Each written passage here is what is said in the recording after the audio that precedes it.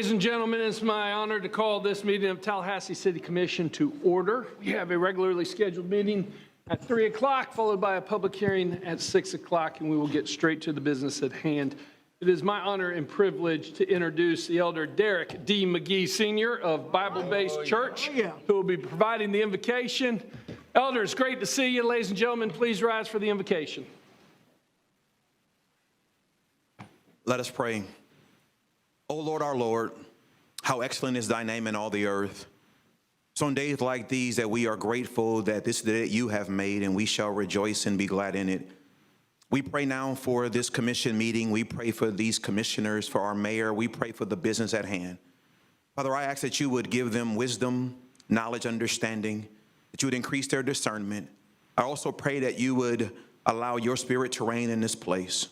I pray that whatever is discussed, whatever is handled, that the people of this city would be always on the mind of the decision makers. I thank you for who you are. I thank you for even in this moment. Thank you that the flower fades, the grass withers, but you and your word stands forever. And so we ask now that you would move freely in this place. Some tough things have to be discussed today. Some tough decisions have to be made. But you are great and you are greatly to be praised. And so I ask that you would cover each of these leaders, cover their families. Pray that you would help them, oh God, give them what they need to be able to make the decisions that are necessary. I ask for those in this audience attendance that you would also be with them. And we ask, oh God, that Tallahassee will be better as a result of not only the conversation, but the decisions that are made. We thank you because you are great. And you are greatly to be praised. And so again, I ask that you would allow your presence to reign in this place. I pray for the decisions that shall be made, that they will bring glory to you and be for the good of the people. And now let the words of our mouths and the meditations of our hearts, let them, Lord God, be acceptable in thy sight, for you are our strength and you are our Redeemer. Yeah. And we glorify you, we honor you, and we thank you. And we know that all things, when they're said and done, you get the glory. Yeah. We thank you now to the only wise God, our Father. Amen. Amen. Ladies and gentlemen, if you will join me in the Pledge of Allegiance. I pledge allegiance to the flag of the United States of America and to the republic for which it stands, one nation, under God, indivisible, with liberty and justice for all.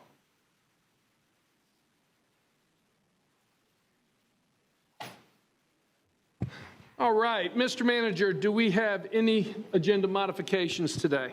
Yes, sir, Mr. Mayor. You've got one update to your meeting. It's item 8.12, a settlement of claim added by the city attorney. 8.12, settlement claim. Any questions, colleagues, on the agenda modification? All right, if y'all would like to join me down for 3 presentations.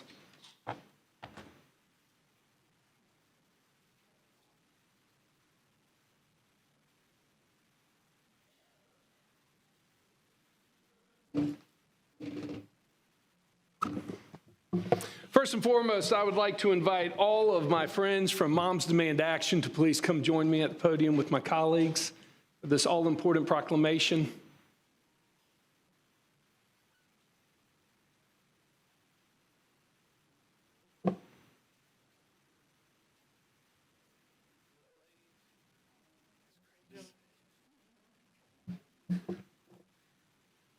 Looking great, wonderful.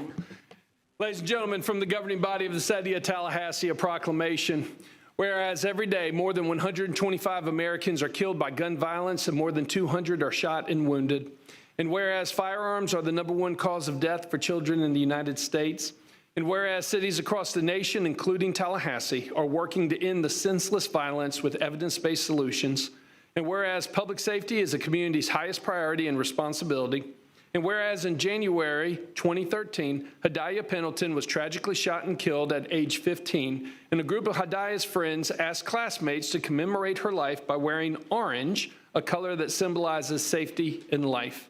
And whereas on June 5th, to recognize the 29th birthday of Hadiah Pendleton, people across the United States will participate in National Gun Violence Awareness Day and wear orange in tribute to Hadiah and all victims and survivors of gun violence.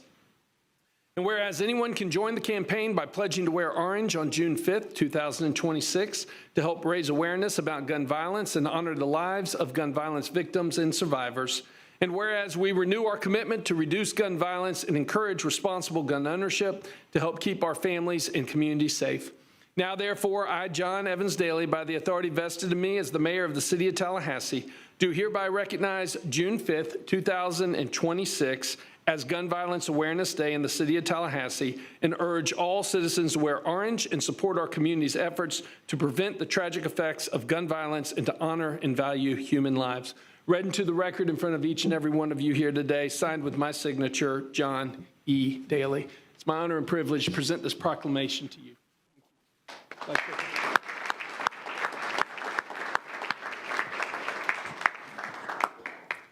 I'd like to thank Mayor Daley and the commissioners for their continued support. We would also like to invite all of you to our Wear Orange event. It will be Friday, June 5th at 8 p.m. at the Cascades Park pedestrian bridge where it crosses Monroe. And we will gather to light the bridge orange and honor survivors and victims of gun violence. Please come and please wear orange. Thank you. Thank you.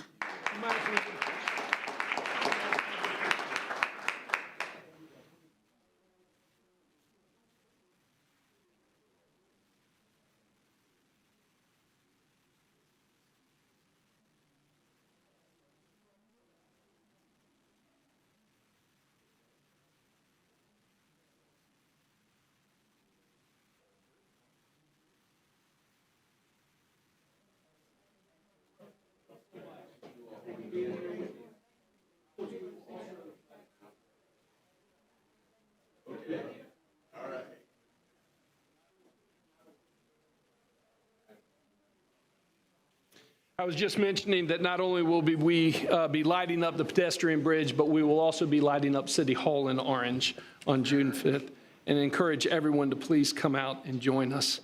To receive the proclamation for Bike Month, I'd like to ask all of our friends from the Joint City-County Bicycling Working Group, our planning department staff that are with us here today, I think Marcus and Susan are here, and any other members of the work group that are here, please come and join us.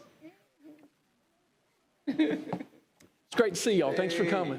Come on over, come on over, come on over. Ladies and gentlemen, from the governing body of the City of Tallahassee, a proclamation. Whereas for more than a century, the bicycle has played an important role in the lives of countless Americans, and whereas today millions nationwide engage in bicycling as an environmentally sound form of transportation, an excellent form of fitness, and quality family recreation, and whereas local cycling organizations and independent cyclists throughout our community are promoting greater public awareness of bicycle operation and safety education in an effort to reduce accidents, injuries, and fatalities, and whereas the City of Tallahassee's expansive network of on-road and off-road trails support the livelihood of our citizens while adding to their quality of life, and whereas the city continually invests in enhancing its bicycle infrastructure, including the addition of protected bike lanes along both Pensacola and Madison Street, the installation of bike racks as part of Sense of Place efforts, and the expansion of shared use trails and greenway connections. And whereas the City of Tallahassee has been named a silver-level bicycle-friendly community by the League of American Bicyclists, and whereas projects of the Bicycle and Pedestrian Master Plan, as well as the Greenways Master Plan, serve to enhance the safety and connectivity of bike infrastructure citywide, and whereas the Bicycling Working Group, in coordination with the Tallahassee-Leon County Planning Department, provides important citizen input on cycling-related projects, improvements, events, and ordinances that are considered to be of the community interest, and whereas local online resources help riders plan routes, stay safe, and connect with others in the cycling community, now therefore, I, John Evans Daly, by the authority vested in me as the mayor of the City of Tallahassee, do hereby recognize May as Bike Month in the City of Tallahassee and urge all citizens to participate by taking a bike ride to explore our beautiful community. Read into the record in front of each and every one of you here today, signed with my signature, John E. Daly, dated May 13th, 2026. It's my honor to present you with this proclamation.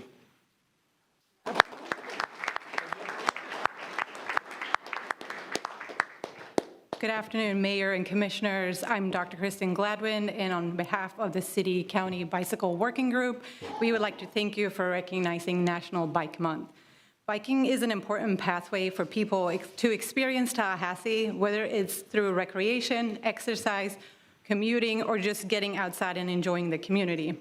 We're fortunate to have an expanding network of trails and shared use paths across the city, including the Capitol Cascades Trail, the St. Mark's Trail, the Miccosukee Greenway, the Lafayette Heritage Trail Parks, and others.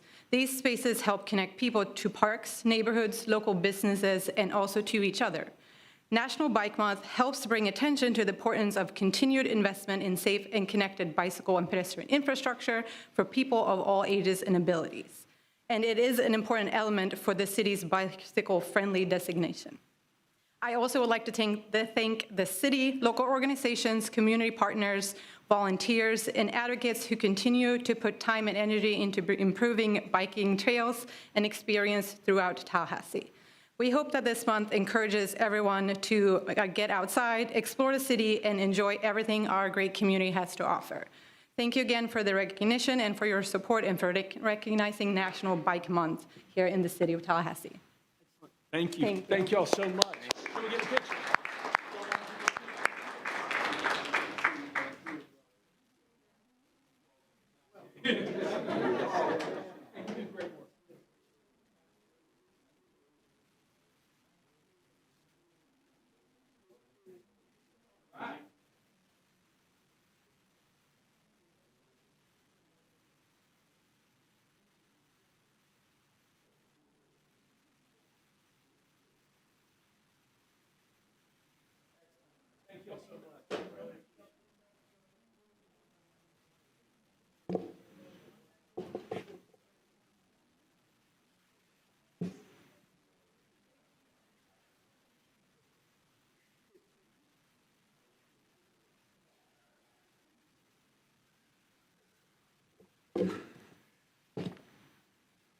It is my honor and distinct pleasure to invite Eric Gooch and the City of Tallahassee Public Infrastructure team to please come forward and join us.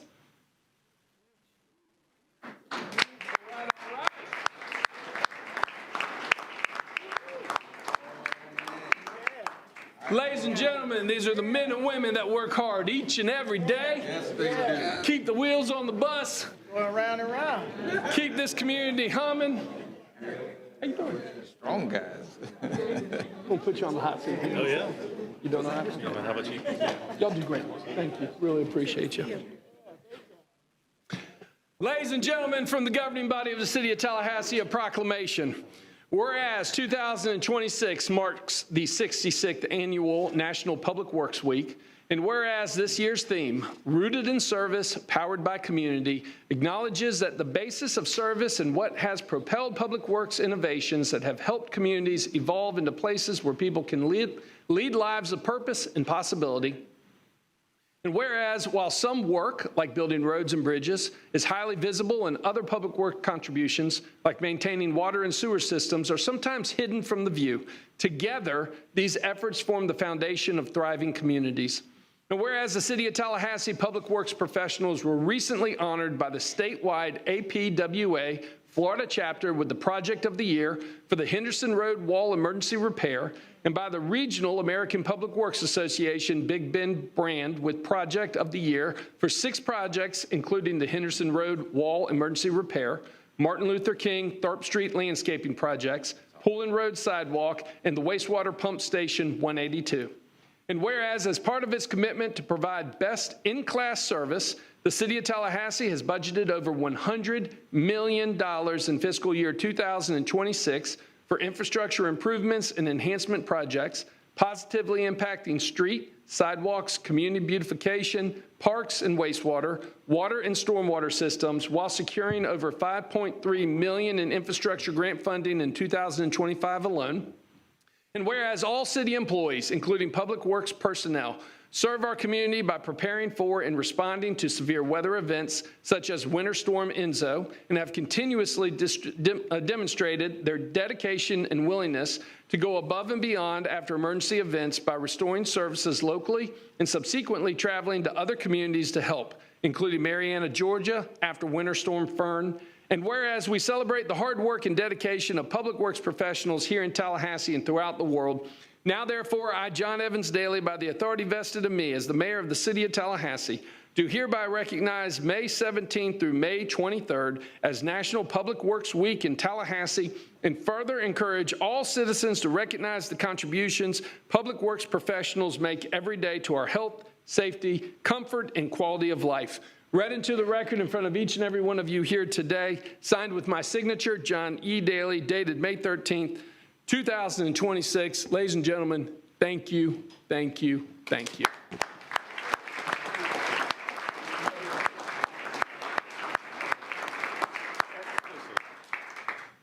Well, first of all, thank you, mayors, commission appointed officials, and members of our community. Thank you for your support, all you do to help make the city the best it can be. A couple of people I'd like to recognize that are on the local branch board and the state chapter board. Joe Sisk is the state vice president. Amy Searles is the Big Bend chair, Big Bend branch chair. Mr. Jared Patch is the branch treasurer. So those people help us move this around and keep this going. So on behalf of the Underground Utilities Public Infrastructure Department and all our public works professionals, thank you for this proclamation recognizing National Public Works Week 2026. This year's theme, Rooted in Service, Powered by Community, reflects the important work our employees do every day behind the scenes to keep our city safe, connected, and thriving. Public works is the unseen foundation of daily life. It's the road you safely travel each morning. It's the clean water that flows when you turn on your tap, the drainage systems that protect homes and businesses during storms, sidewalks that connect neighborhoods, and the parks and public spaces that bring our community together. It's also the response during and after storm events that ensures these essential systems remain clear, operational, and available to our community. You may have heard one team, one city before. Nowhere is that more evident than the work of our public works professionals. I want to sincerely thank all of our public works professionals for their dedication, professionalism, and commitment to serving this community. From delivering award-winning infrastructure projects to responding during severe weather events to assisting other communities, your work reflects the very best of public service. This recognition is a direct result of your hard work and commitment to excellence. As part of the celebration of National Public Work Week, the Big Bend branch usually puts on a rodeo every year. This year, the annual rodeo is next Thursday, May 21st at Appalachia Regional Park. It's a great opportunity to see our public works professionals showcase their skills and compete in events that highlight the expertise required to serve our community every day. We'd love for you all to come out and enjoy the event with us. Our public works professionals are truly rooted in service, and because of our work, this community continues to thrive. Thank you for all you do for the city and for the residents we proudly serve. We're honored by this recognition and proud to celebrate National Public Works Week with all of you. Thank you. Thank you. Thank you. Thank you.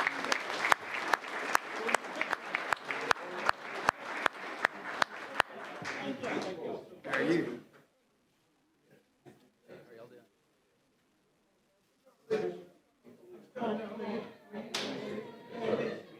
Yeah, I guess so. Oh, he's telling me to get in close. Okay. Ready on 3, 1, 2, 3.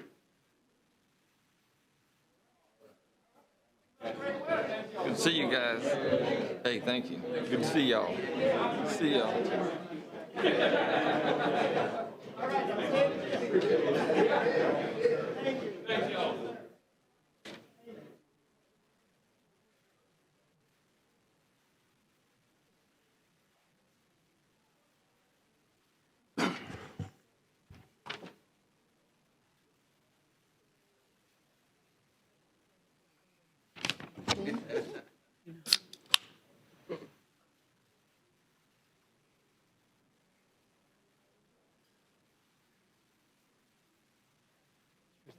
A little wonky. Excuse me. Mr. Manager, do we have any announcements to come before the Tallahassee City Commission tonight? No, sir. All right, do we have any appearances by other governing agencies? No, sir. We are on the consent agenda. Have any items been pulled off of the consent agenda? No, sir. All right, commissioners, excuse me, Mr. Clerk, do we have any public comment on the consent agenda? Mayor, I don't have any forms. I'm just taking a look at the back of the room to make sure that we didn't receive any during proclamations. Seeing no one, I have no comments and speakers All right. on consent. Colleagues, Move acceptance of. Second. it's been properly moved by Commissioner Williams-Cox, the consent agenda, seconded by the Mayor Pro Tem. Any further discussion? Seeing none, all those in favor signify by saying aye. Aye. All those opposed, passes unanimously. We are on City Commission item 10.01. Mr. Cook. Thank you, Mayor. Item 10.01 is an action requesting your reappointment of Patricia Swain to seat 1 on the Downtown Improvement Authority. Her current term expires on May 31st of this year. If she's reappointed, she will serve until May 31st of 2029. Excellent. Do we have any public comment on this item? No, sir. All right, colleagues, Staff recommendation, option number 1. properly moved by the Mayor Pro Tem. Is there a second? Second. Seconded by Commissioner Matlow. All those in favor signify by saying aye. Aye. Aye. All those opposed, passes unanimously. Item 10.02, Mr. Clerk. Item 10.02 asks the City Commission to ratify Commissioner Matlow's appointment of Quashir Flood Strobel to seat 1 on the Commission, Tallahassee-Leon County Commission for the Status of Women and Girls. As you know, many of these boards require individual commissioners to appoint someone. Those items come to you simply for ratification of the appointment. All right, do we have any public comment on this item? No, sir. Commissioner Matlow, you're recognized. Move option 1. Is there a second? Second. Second by Mayor Pro Tem. Motion made by Commissioner Matlow, seconded by the Mayor Pro Tem. All those in favor signify by saying aye. Aye. All those opposed, passes unanimously. Do we have any other appointments, Mr. Clerk? No, sir. We're on the introduction of ordinance 11.01. Madam Attorney. Thank you, Mr. Mayor. Item number 11.01 is the introduction of ordinance number 26-Z-07, an ordinance of the City of Tallahassee, Florida, amending the official zoning map of the City of Tallahassee. Located on 474 acres, located approximately 1,878 feet east of the intersection of Woodville Highway and Capitol Circle Southeast, on the official zoning map of the City of Tallahassee, changing the zoning classification of land from critical planning area, CPA, to LOTD planned unit development, PUD, providing for conflicts, severability, and an effective date. The recommended action is option 1, introduce ordinance number 26-Z-07 and set the first and only public hearing for June 10, 2026 at 6 p.m. in the City of Tallahassee City Commission chambers at City Hall. Any ex parte disclosures concerning this item are available via the hyperlink included in the agenda item as published in the board docs system. Excellent. Mr. Cook, do we have any public comment on this item? No, sir. All right, it doesn't require any action, but we always ceremoniously make a motion just to accept it reading into the record. Is there a motion? So move, Mr. Mayor. Been properly moved by the Mayor Pro Tem. Is there a second? Second. Second by Commissioner Williams-Cox. Commissioner Porter, you're recognized. Thank you, Mr. Mayor. I have a couple of questions. Anyone's available?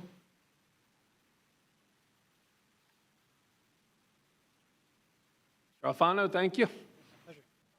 Thank you. I have a couple of questions.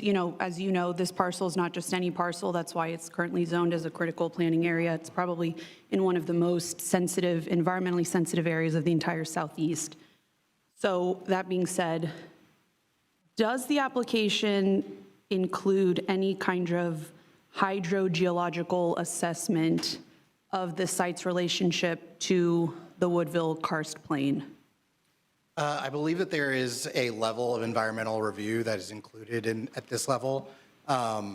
Much more detailed environmental reviews will occur much further down the development process. This is purely at a conceptual level of laying out how the area will be developed in terms of what type of land uses and at what size and scale. So, and one of the reasons I'm asking, all I saw in the conditions were stormwater conditions that address, engineering compliance, but don't really contemplate environmental impact. So I know that more review comes in later stages, but it seems like we might not even know enough about the site to really plan a PUD at this point. So I'll move on because I have a couple of other questions.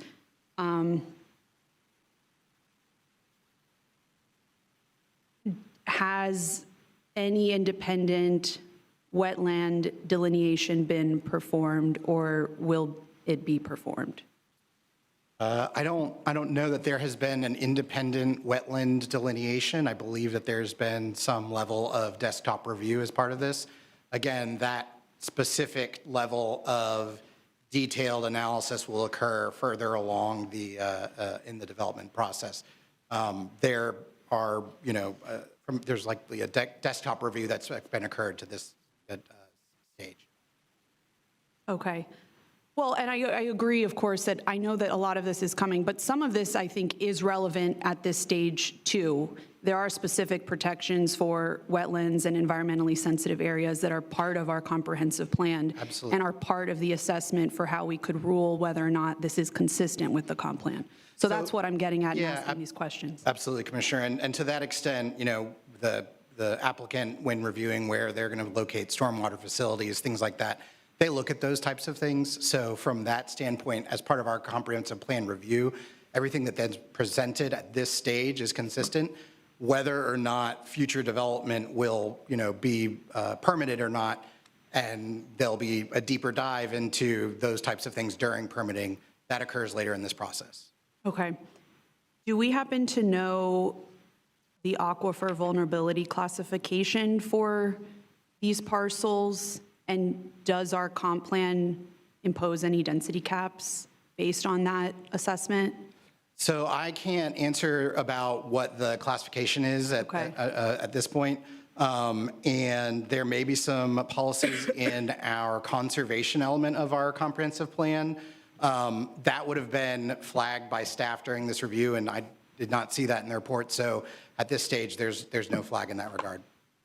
Okay. And my final question, do we know, were the density figures calculated on total or net buildable acreage after wetlands and open space, or just the open space are excluded? Do you happen to know? So the density calculation is just a gross acreage, yeah. Okay, thank you. Yeah, absolutely. The action tonight is simply to read the ordinance into the record, the proposed ordinance into the record. There is a motion and a second. All those in favor signify by saying aye. Aye. All those opposed? Passes unanimously. 11.02, Madam Attorney. Thank you, Mr. Mayor. Item number 11.02 is the introduction of ordinance number 26-0-09, an ordinance of the City of Tallahassee, Florida, amending sections 14-3.317, 14-3.320, and 14-4.419 of the Code of General Ordinances of the City of Tallahassee, relating to police employees' pension provisions, providing for conflict, providing for severability, and providing for an effective date. The recommended action is option 1, introduce ordinance number 26-0-09 and set the first and only public hearing for June 10, 2026 at 6 p.m. in the City of Tallahassee City Commission chambers at City Hall to amend the pension ordinance for police officers to align with the terms of their collective bargaining. Mr. Cook, do we have any public comment on this item? No, sir. Is there a motion There is a motion for option number 1 as recommended by staff. Mr. Mayor? to read into the record? Is there a second? Second. All right. All those in favor signify by saying aye. Aye. All those opposed? Passes unanimously. Any other ordinances to be introduced tonight, Madam Not Attorney? tonight. Thank you, Mr. Mayor. Policy Formation Direction 12.01, Mr. Manager. Thank you, sir. Item 12.01 seeks the City Commission's approval to establish an honorary designation of Circle Drive from Myers Park Drive to South Magnolia Drive in the honor of Dr. Charles and Connie Evans. I would like Assistant City Manager Ojatayo to come forward. She's been working with Ms. Evans on other matters, and I'd like her to do the honor of introducing this item, sir. Thank you, Mr. Manager. Good to see you. Good afternoon, Mayor and Commissioners. It really is my pleasure to present the item, but I am backed up by all the good men and women at Growth Management who've been doing the good work, and so Mr. Reddick is here as well to answer any questions that you might have. As the manager has mentioned, we have some dignitaries in our audience, and representing today for that power couple is Dr. Connie Evans. And so let me just introduce the work that is that we are recommending for you all this afternoon. Doctors Charles and Connie Evans were two transformational community leaders whose lifelong dedication to education, civil rights, public service, and civic engagement profoundly shaped the Tallahassee community. Dr. Constance, who is affectionately known as Miss Connie, if you've had her sweet tea, you know that she is a sweet lady. But she is a powerhouse in her own right. She founded the NAACP Civil Rights Hall of Fame and the NAACP Black Achievers Award, initiatives that recognize individuals who have advanced justice, equality, and opportunity in the community. And throughout Dr. Constance Evans' career with the Florida Department of Education and Leon County Schools, she championed student success, adult education, and institutional reforms that promoted fairness and equity. Now, the other half is just as powerful. Dr. Charles Evans Sr. earned both an MBA and a PhD from Syracuse University and later joined the faculty at Florida A&M University School of Business and Industry, where he served as a professor and associate dean for more than 32 years, shaping the lives and careers of countless students. Dr. Charles Evans Sr. served as the president of the Tallahassee branch of the NAACP for 14 years and dedicated substantial time mentoring young leaders through the NAACP Youth Council and ACT SO program. Together, Dr. Connie Evans and Dr. Charles Evans Sr. exemplify the values of leadership, of service, of education, of advocacy, and community empowerment. If approved, as we are recommending, commissioners, we would install permanent signage that will be along Circle Drive, that is the current name, and Circle Drive runs from Myers Park Drive to South Magnolia Drive, and we will be dedicating that roadway as Drs. Charles and Connie Evans Honorary Roadway, effective June 29th, 2026. As you know, we've done this a couple different times, and each one is very special. Since this request is an honorary designation, there are no property addresses that would be affected by this. And as I mentioned, our growth management team, very well equipped, would work together with the other departments to make sure that installation is done. But we're pleased to make that recommendation to you, and at your direction, we'll get started on it right away. Excellent. Before we go into any questions, let's take public comment. Mr. Cook. No speakers, Mayor. All righty, let's open it up. First of all, to get things started, is there a motion for approval? There is a move, Mr. Mayor, to approve staff recommendation, option number 1. There has been a motion for approval by the Mayor Pro Tem. Is there any objection to a unanimous second? Seeing none, it is unanimously second. Mr. Mayor Pro Tem, you have the floor. Thank you, Mr. Mayor. It is certainly my honor, well, first of all, to recognize my pastor, the Reverend Dr. Michael Price, who is with us this afternoon. Reverend, thank you for being here. Jackie Henderson, who's a member of the Bethel AME Church here in Tallahassee. Jackie, thank you. But it is certainly my honor to have, because of the relationship that I have had with the Evans family for years now, not only as members of Bethel AME Church here in Tallahassee, but our activity throughout the community. They have been stalwart leaders in this community and have made so many things happen in improving the quality of life of people in our community. And so it is my honor, certainly, to be able to support this recognition of the Evans family in this regard, Mr. Mayor. Excellent. Commissioner Williams-Cox. Thank you, Mr. Mayor. I, too, want to just come on and say how much this family actually means to our community. I met Dr. Charles Evans before I met Dr. Connie Evans, because Dr. Charles Evans was president of the NAACP, and he didn't take no for an answer. Let me just say it. And when somebody stepped out of line, he made sure they knew that he knew they'd stepped out of line. And so he and I and others with the NAACP would be regulars at school board meetings because we had an issue at our high school on the south side and we needed help. And so we fought together. And when he went to glory, his wife, Dr. Connie Evans, kind of took up the mantle. And she is, in her own way, very quiet, but very powerful and very strategic. That's the word I'm going to use in how she deals with issues in our community. And her sidekick, Celie, her four-legged friend, there with her, is always at her side. And so I think that it is fitting and very honorable thing to do is to recognize these two powerhouse couples. And if I remember correctly, I think Dr. Evans and I share a birthday, July 23rd. We were both, that was another thing we had in common. Birthday twin. Your birthday, the birthday twins. But, so, again, I wholeheartedly support us doing this, and I want to thank staff for working alongside and making sure that we could get this done in a very dignified and distinguished manner. And to everyone who came to join her today, she brought her fan club and her family members, and so we're glad that you were able to join her in chambers for this auspicious occasion. Thank you. Great. Further comment? Commissioner Matlow. Thank you, Mr. Mayor.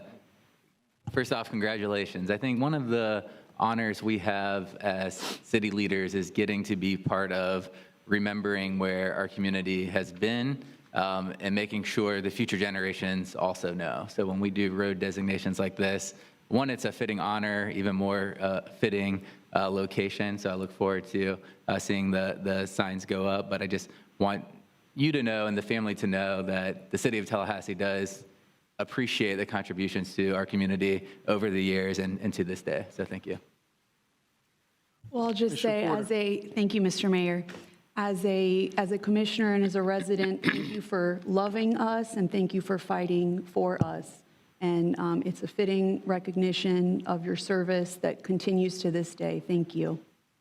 Dr. Evans, it's great to see you, and it's my honor to support the motion on the table. All those in favor of the motion signify by saying aye. Aye. All those opposed, passes unanimously.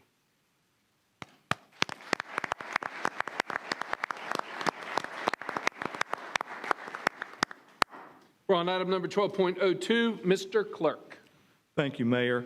City Commission Policy 144, filling commission vacancies, was due for sunset review, and following that review has a few changes that are proposed. First and foremost, our charter now provides that within 60 days after a vacancy in office, the commission must fill the vacancy. And City Commission Policy 144 needed to be updated to reflect that 60-day charter update. And there are certain other changes in connection with the process as well. And so this policy update is presented to you for approval. Wonderful. Do we have any public comment on this proposal? No, sir. Colleagues? Move staff recommendation option number 1. It's been properly moved by the Mayor Pro Tem. Is there a second? Second. Seconded by Commissioner Williams-Cox. Discussion. Commissioner Matlow. Thank you, Mr. Mayor. And I support the motion on the table. I did have a question going forward. The 60-day, the charter dictating the governor has the ability to fill the vacancy after 60 days. Is that something we can eliminate as a city? Or are we required to have any appointment authority if the city commission doesn't act within 60 days? I think, Commissioner, that previously we had the 20-day requirement, and at the time when we made the change to 60 days, I don't recall whether we had discussion of removing that provision, but I think it was left in as a practical matter that if the city commission can't do it, something has to be done to fill it. And the thought was that with 60 days, that gives us plenty of time to get that done on a commission basis, and that with the changes in this policy, whether there's 1 vacancy or 2 vacancies or 3 vacancies, all could be accomplished within the 60 days. Okay. As to whether we actually could or not, I'd rather get back to you on that as whether it's actually a possibility. Okay. And again, I support the motion on the table and moving forward. We haven't had an issue. We were able to do it in 20 days. Last time, it hasn't been a real issue, but I do feel firmly that the way the governor has been so aggro towards local governments, I would support not giving them any appointment authority over this board in the future. Thank you. Any further discussion? Seeing none, all those in favor of the motion on the table signify by saying aye. Aye. All those opposed? Passes unanimously 5-0. All right, I'm going to take a quick little break, and we're going to go back to the previous item. Dr. Evans did not fill out a speaker card, nor on my behalf, should you have to.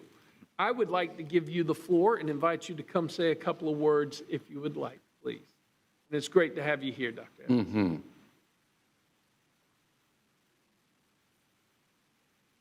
Let Celie say something if she wants to. Great to see you. Thank you so very much.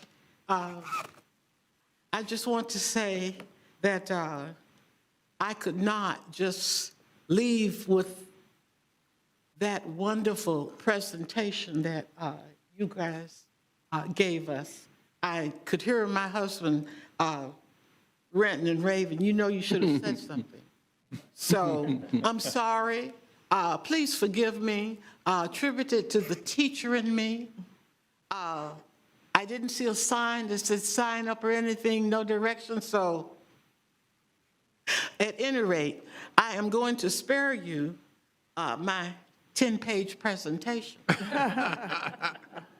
And if you know anything about our family, you know we have fun. We really have fun. Good evening. It is my pleasure to be here with you all this evening, the Tallahassee City Commission commissioners. I am just so filled with the thought that you all felt that we had done something to deserve to have a street honored after us. And those of you that know my husband would know that he's very shy, an intellectual. In fact, my family historian said to me, Dr. Evans, did you know your husband was a genius? And I'm thinking, no, I knew he was a straight A student, but a genius? And I'm going to let you in on our little joke. People always tell him how smart he was, and then they look at me. You guys know what I'm talking about. My comeback is really good. He couldn't have been too smart. He let me catch him. That's a family joke, and I stick by it. However, I want to tell you, commissioners, everybody, I'm not going to call you by name. You know who you are. I think I've had a personal relationship with everybody. In other words, I've antagonized you by calling, asking for something, as I always do. However, I'm going to tell you what the Tallahassee community and you all have done for my family. You need to know this. I have 4 children, or we have 4 children. I am now the matriarch of the family, and these little smart kids are giving me a hard time. I tell you, pray for me. What I'm up against is one, my son Charles Jr., who's ex-military, retired, making more money than me, and he did not go into education. See, that's the thing. Education is the key. We are all educators. My husband was. We are.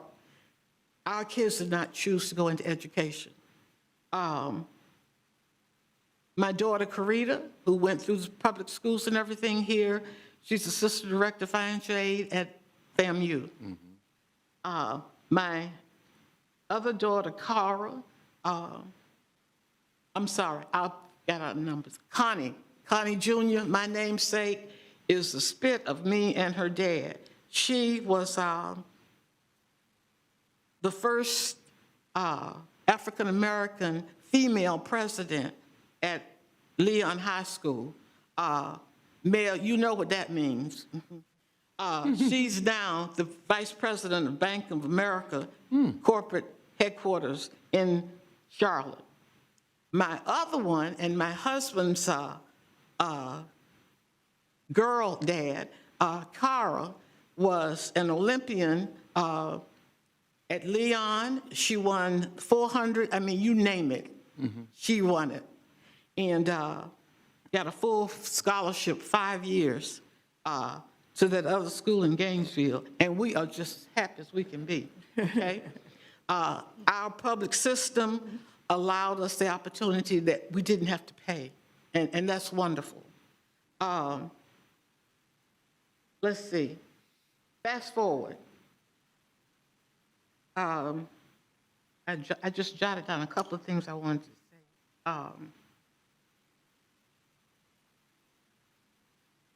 What we've done in the community that you probably don't know that we were involved in, and I want to thank you for giving us the opportunity.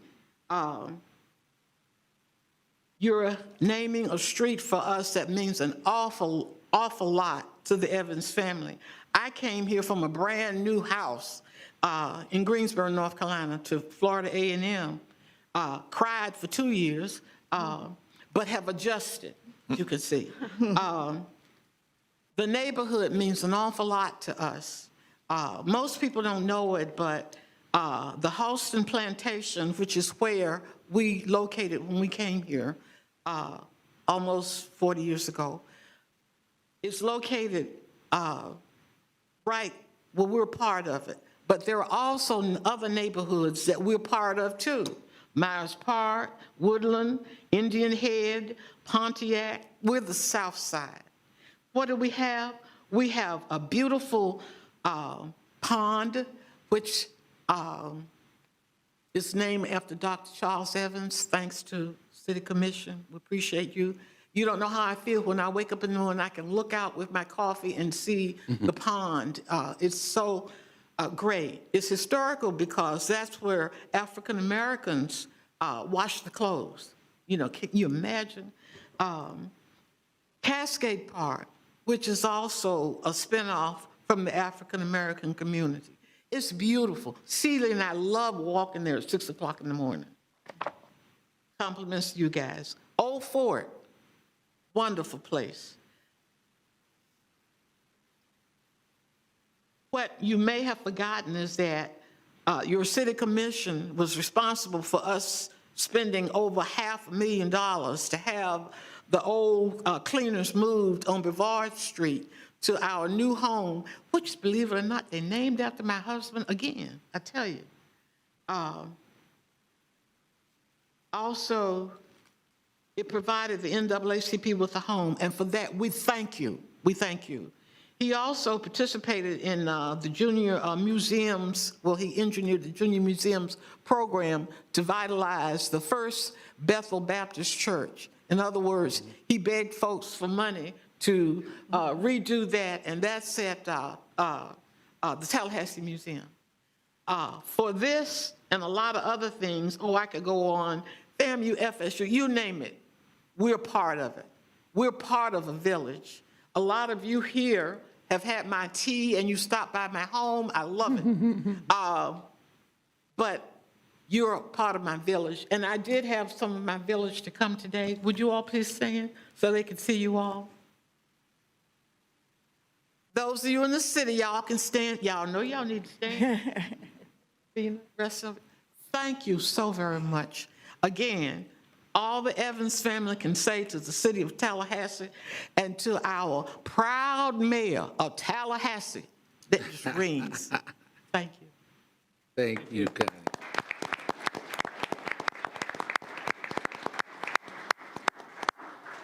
Thank you, Dr. Evans, and congratulations. We're on item number 12.03, Madam Attorney.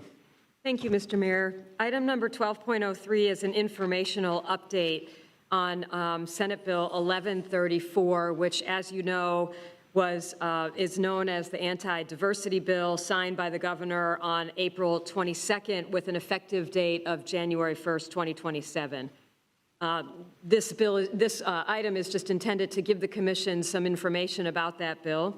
So I'll just go through some of the things that to highlight some of the things in the bill. So the bill defines, which is now a law, defines diversity, equity, and inclusion to mean any effort to reference race, color, sex, ethnicity, gender identity, or sexual orientation to either manipulate the composition of employees, promote or provide preferential treatment or special benefits, or to promote or adopt training, programming, or activities with reference to any of those protected categories.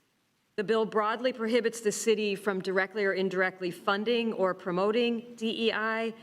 It declares existing DEI-related ordinances, resolutions, rules, regulations, programs, or policies void as of the effective date, and it prohibits the city from expending any funds to establish, sustain, support, or staff a DEI office. As you know, I think the enforcement mechanisms are both criminal and civil. They allow residents to bring a civil action, and there's also criminal penalties for misfeasance or malfeasance that could result in removal from office by the governor. There are many exceptions in the law, including actions necessary to comply with state and federal anti-discrimination and civil rights laws, the observance or recognition of state and federal holidays, and of individuals who are recommended by monuments and memorials. Those exceptions take up multiple pages. There's a lot of state and federal holidays, and there's a lot of monuments and museums. So that is kind of a significant carve-out. For the city, the kinds of activities that may warrant closer examination in light of Senate Bill 1134 would include city-sponsored or city-funded programs, trainings, initiatives, communications.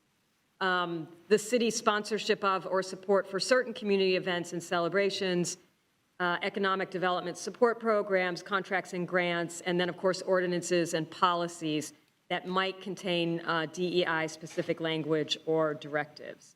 The request in this item is to ask the City Commission to direct city staff will need to assess all of these existing programs, the list that I just gave, to determine if and in what way they are or are not consistent with Senate Bill 1134.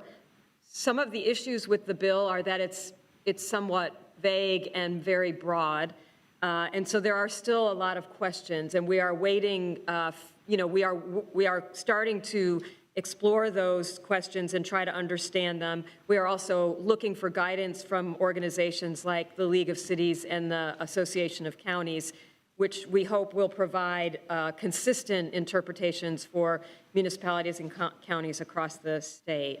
So the city staff will need to kind of generate that list of the possibly affected programs and policies, and then determine if those policies and procedures are actually legally required, if they can be structured using race-neutral, generally applicable criteria, or if they appear to be prohibited by the statute and might require further action by the City Commission. So the option here is to direct city staff to conduct a comprehensive review, as I've stated, and identify the programs, policies, ordinances that might be affected by the bill, and then report back to the City Commission with findings and recommendations. Excellent, thank you. Mr. Clerk, do we have any public comment? Mayor, we do have one speaker on item 12.03. That is Stanley Sims. Your name and address for the record, please. Good afternoon, Mayor. My name is Stanley Sims. I'm at 1320 Avondale Way. I am very concerned about this bill because I really think that this bill violates home rule. And it violates home rule in a very anti-cultural way. One thing that I can say about the City of Tallahassee, it has been very good at supporting the different diversities of communities in our city. Our Harambe Festival, whether it's that sit. Now, according to my conversations, Mr. Mayor, with the National NAACP, Black History Month is safe because that is a national holiday. You understand? But Martin Luther King is safe. But how will we as a city, what has made us an all-American city, where do we go from here? You know, it's scary, Mr. Mayor. I also think that what happens to the EEOC office? You know, is it handicap and challenge people? Will they be next? And the reason why I really wanted to speak on this, I don't know who our lobbyist is, but we really need to start talking about how state government is filtering down to local government and it's tying your hands. All communities don't look alike. Our children don't look alike. They're all different. My grandmother stopped me years ago from saying, I love all you all the same. That's impossible. You do not love everybody the same. And so I'm just very concerned because It's unfortunate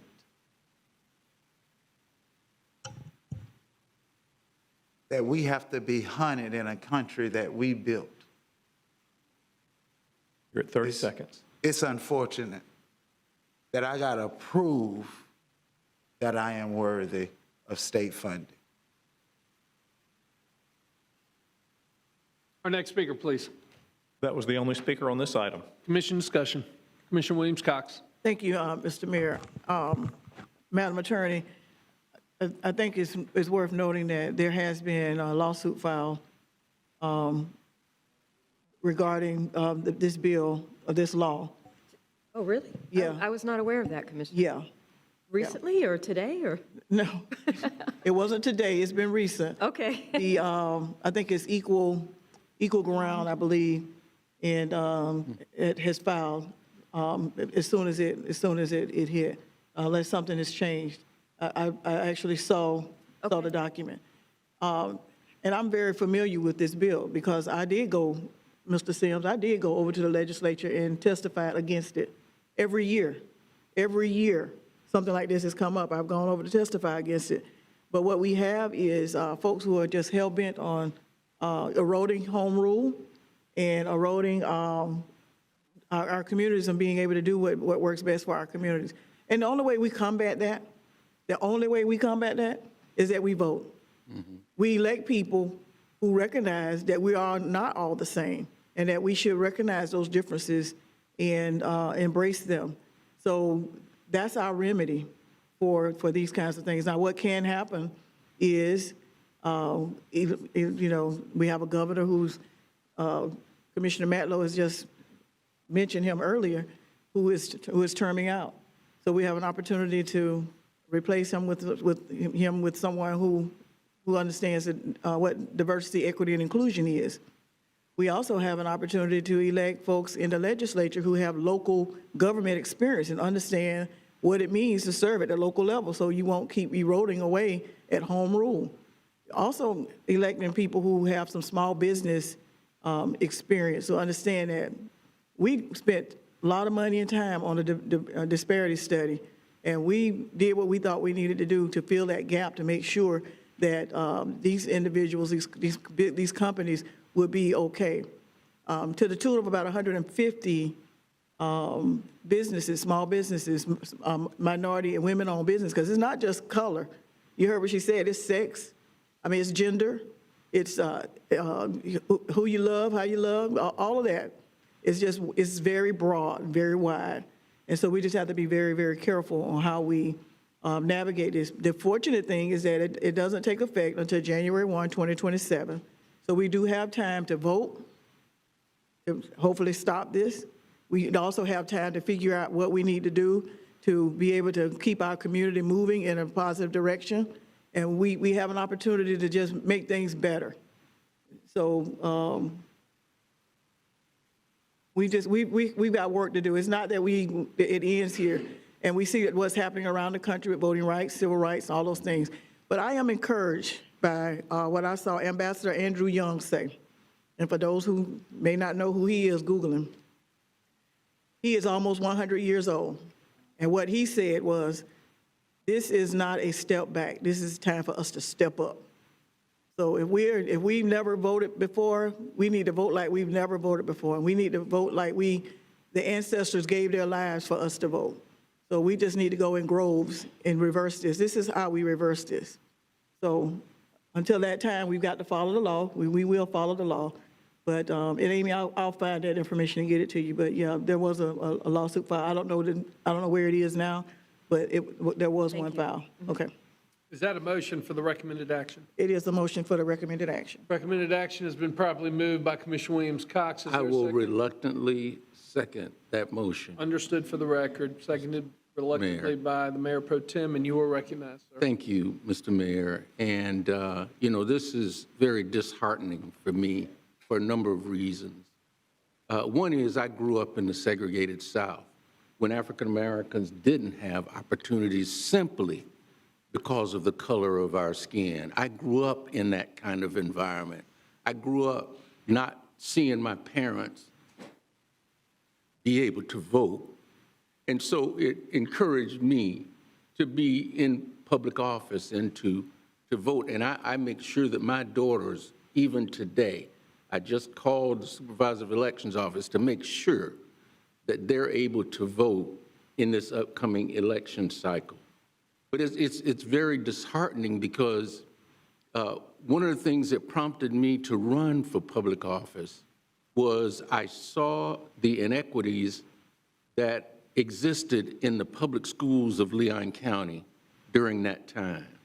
And I knew there was no African American on the school board at the time. And of course, we certainly had never had an African American superintendent. And so I knew that in order for there to be changes made, there had to be somebody at the table to speak to those issues. And that's what prompted me to run for the Leon County School Board and to be the first African-American male elected to that body.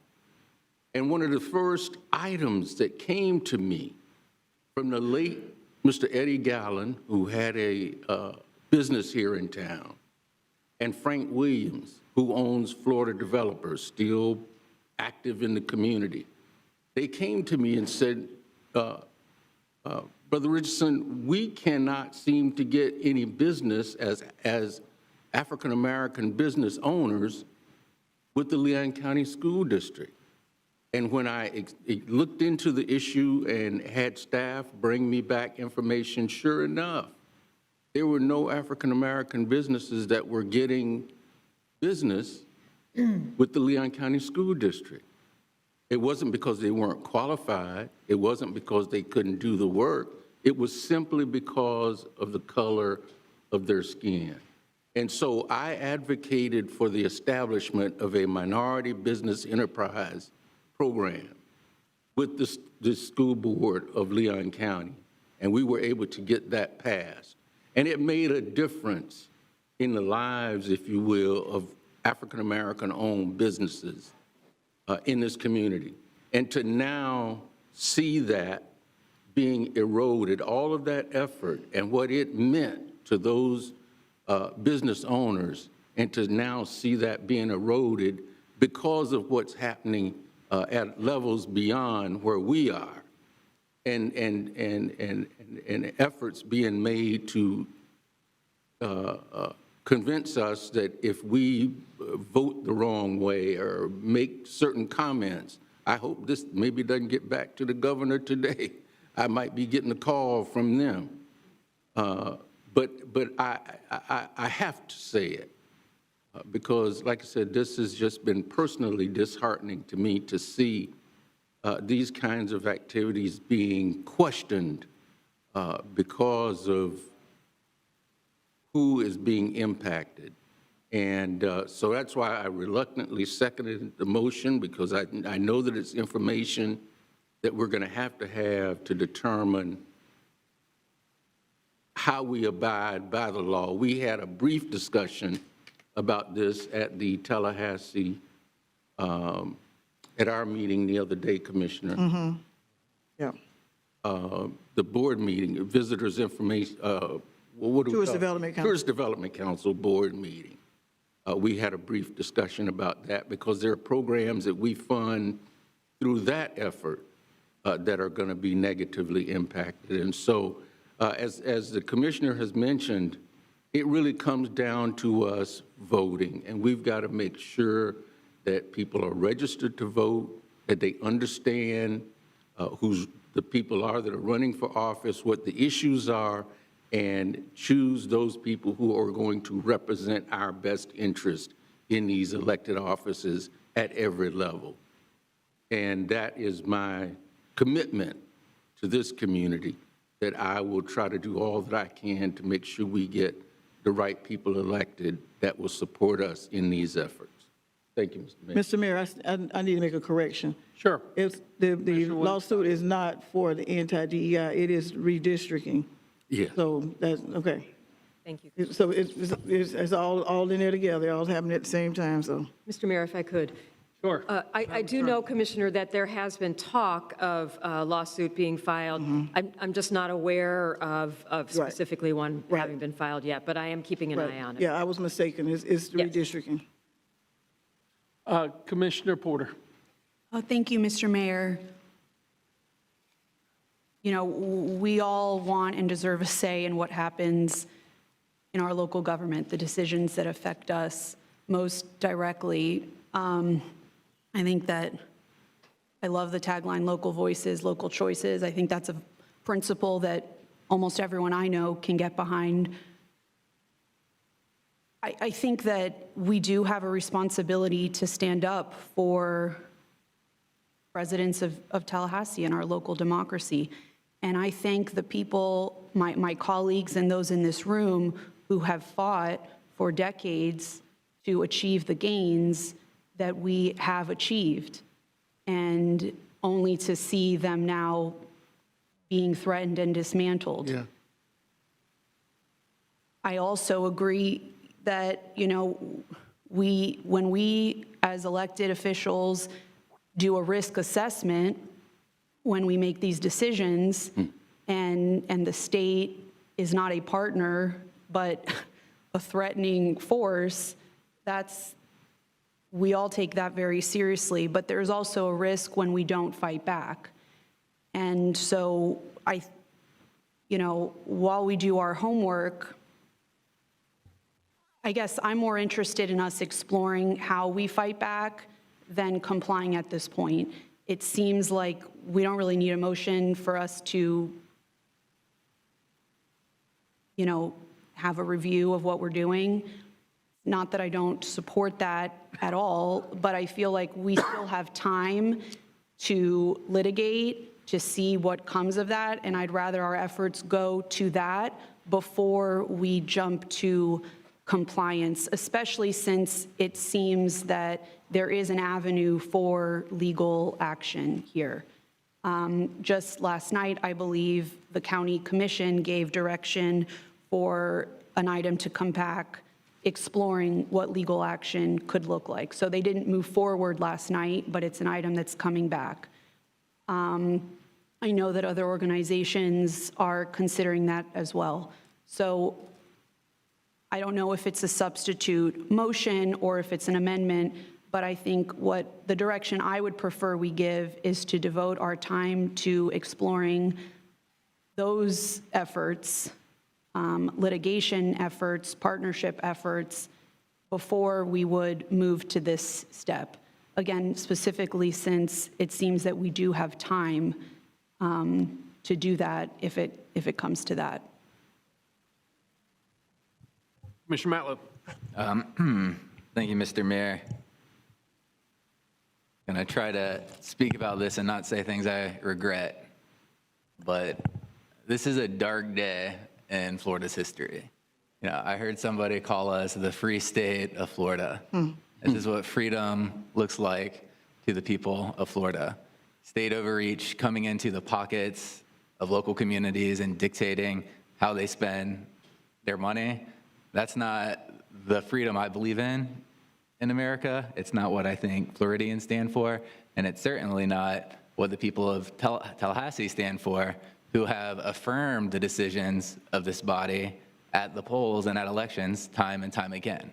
If there's a disagreement with what we're investing in, how we're spending our money, what we're doing for our community, the people of Tallahassee have a remedy for that, and they don't need the state government to step in. And the impacts of this, while are just outright cruel of what they're targeting. They want to say DEI broadly to point to anything that they don't like, anything that might have black people getting some money from a local program. They don't want to see any of that. It's absolutely absurd. And this goes so much further, and why I do think we do need to do the review, because I don't think people understand just how egregious this legislation is and can be interpreted.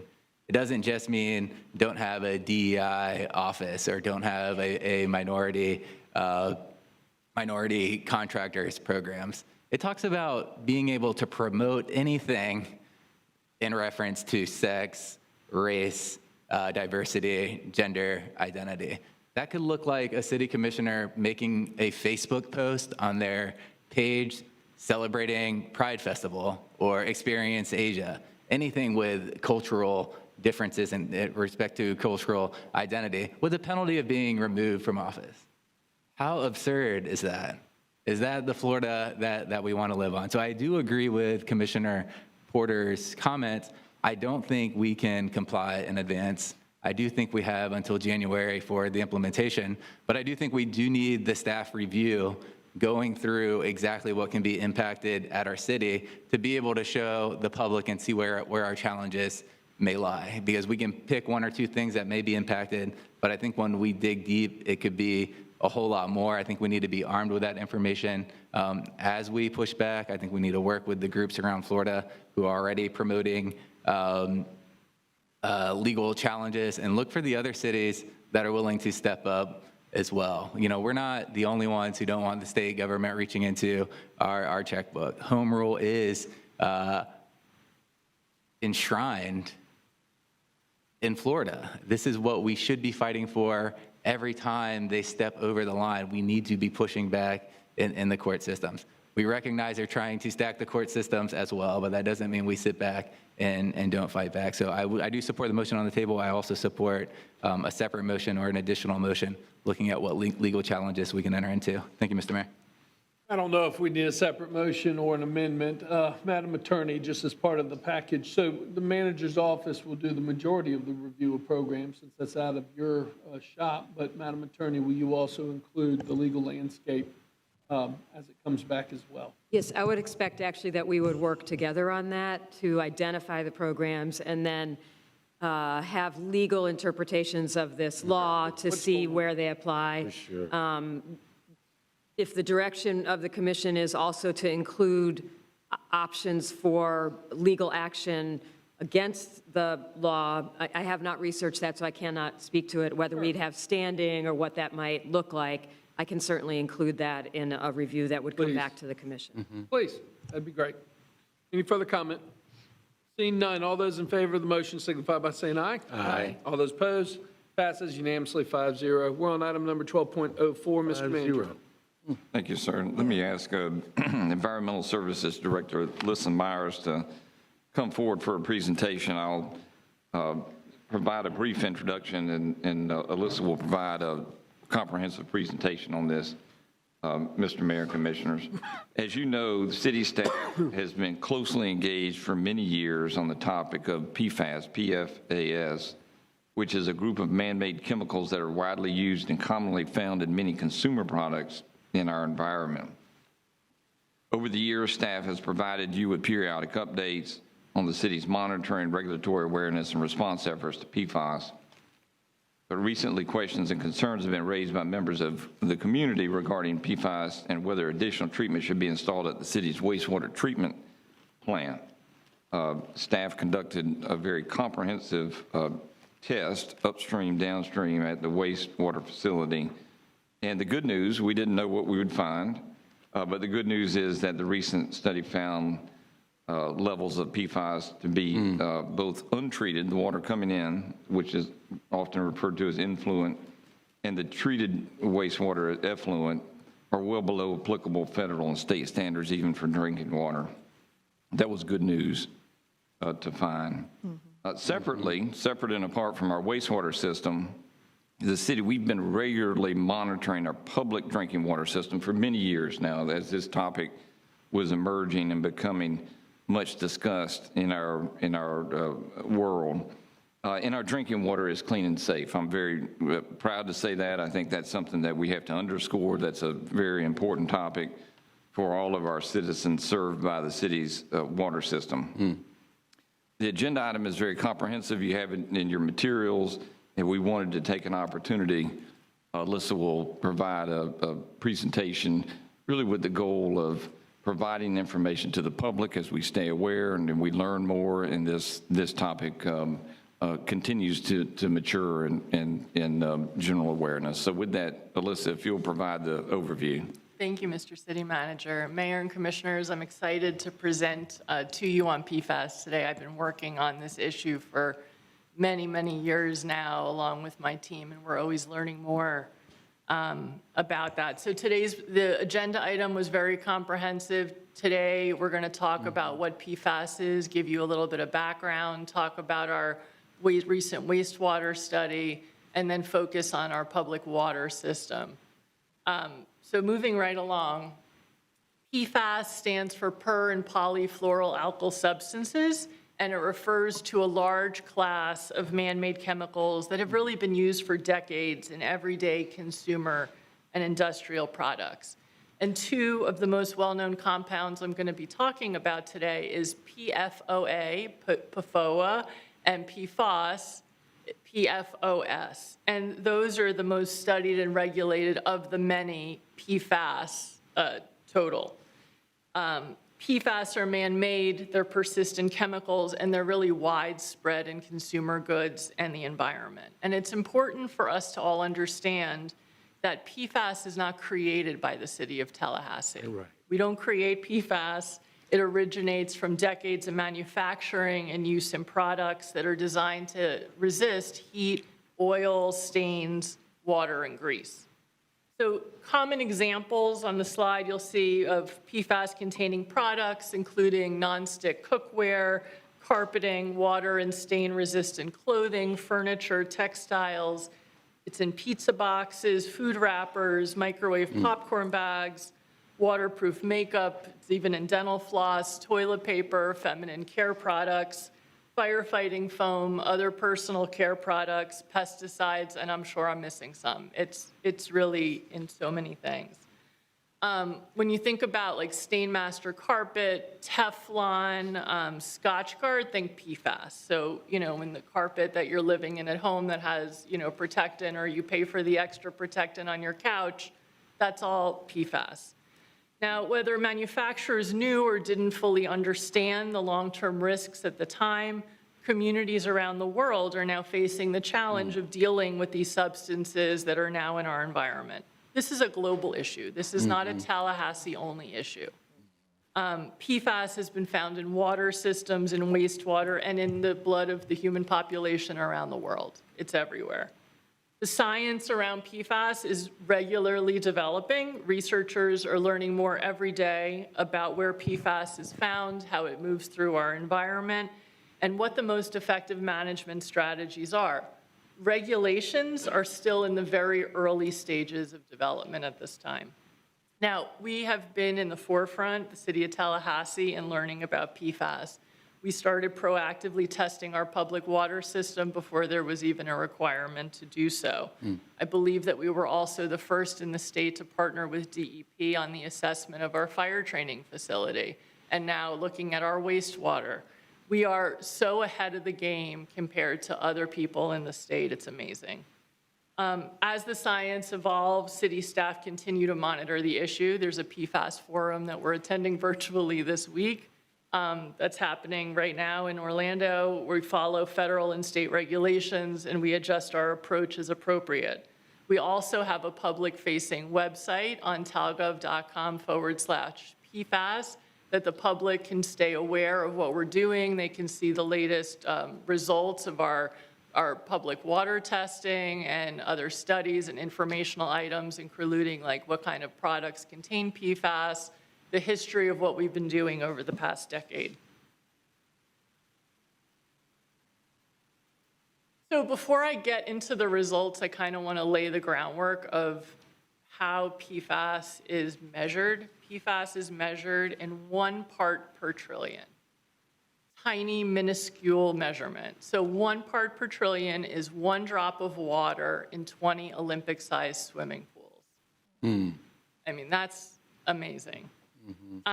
So when you look at the regulations, the new federal drinking water standard that's going to be enforced by EPA in 2029 or potentially 2031 if they move through with rulemaking, that new drinking water standard is 4 parts per trillion.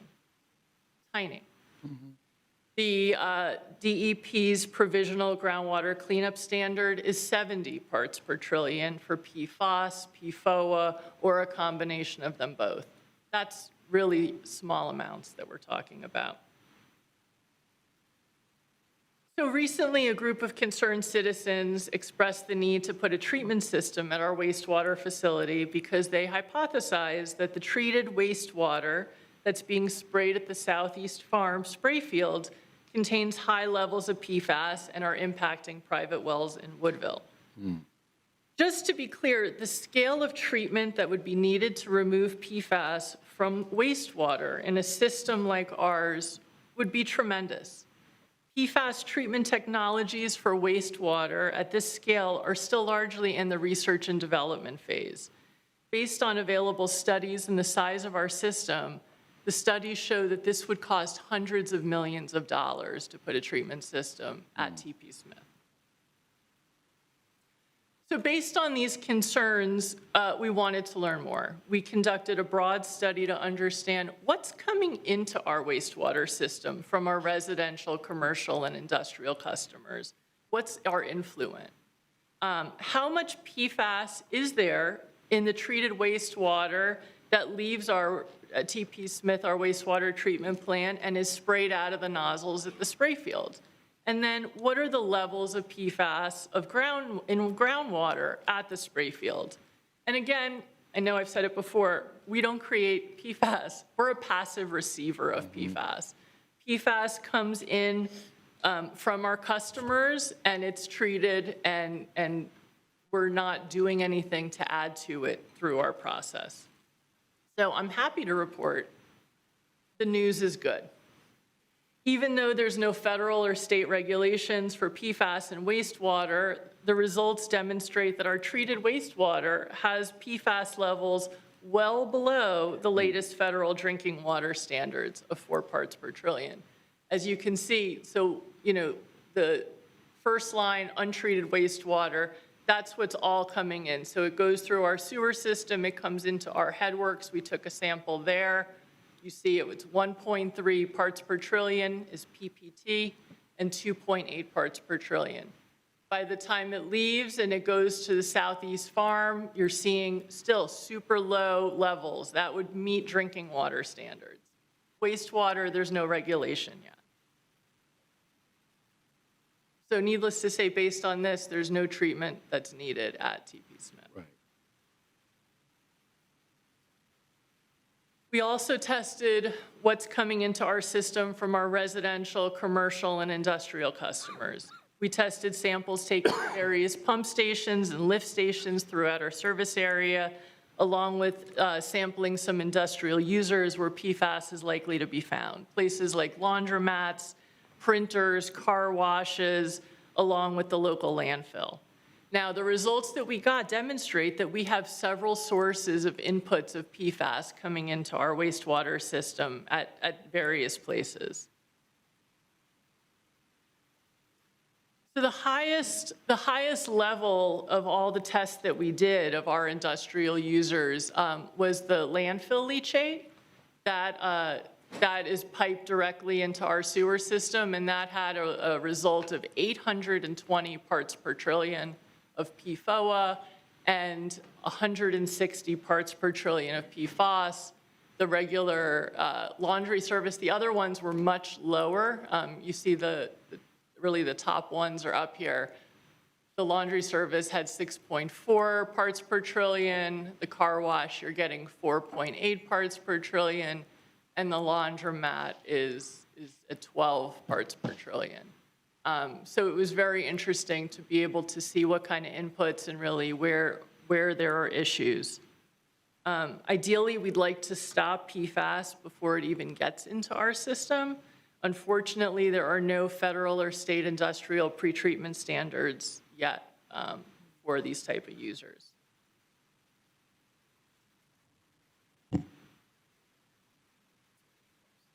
Mr. Mayor, Commissioner Porter? could you elaborate on that statement? Like, what would that look like if there were pretreatment standards? I mean, ideally, you would like to see them require testing of what's coming in before it comes in, and then have either they have to put a treatment system on it before it comes in, or they're not able to, if they're not able to treat to a level that would be acceptable, then they would containerize it or truck it somewhere else Okay. where it could be disposed of properly. Okay, thank you. Anything else, Commissioner? Melissa? Yeah, thank you. So we also tested the groundwater wells at the Southeast Farm spray field, and the results were well below Florida's provisional groundwater cleanup standards of 70 parts per trillion. At our levels, PFOA averaged 3.14 parts per trillion, with results ranging from non-detect to 13 parts per trillion. PFOS averaged 6.08 parts per trillion, with results ranging from non-detect to 25 parts per trillion. And these low-level detections may reflect legacy PFAS that entered the wastewater system from historic sources in our community. So separate and apart from the city study, the Florida Department of Health has also been conducting a private well drinking water study in Woodville, as you probably heard. And when you look at this, I took all of the samples from the Florida Department of Health and mapped them out with help. And the highest detection of PFAS can be found at the red star on the map. It's approximately 2.74 miles from the spray field.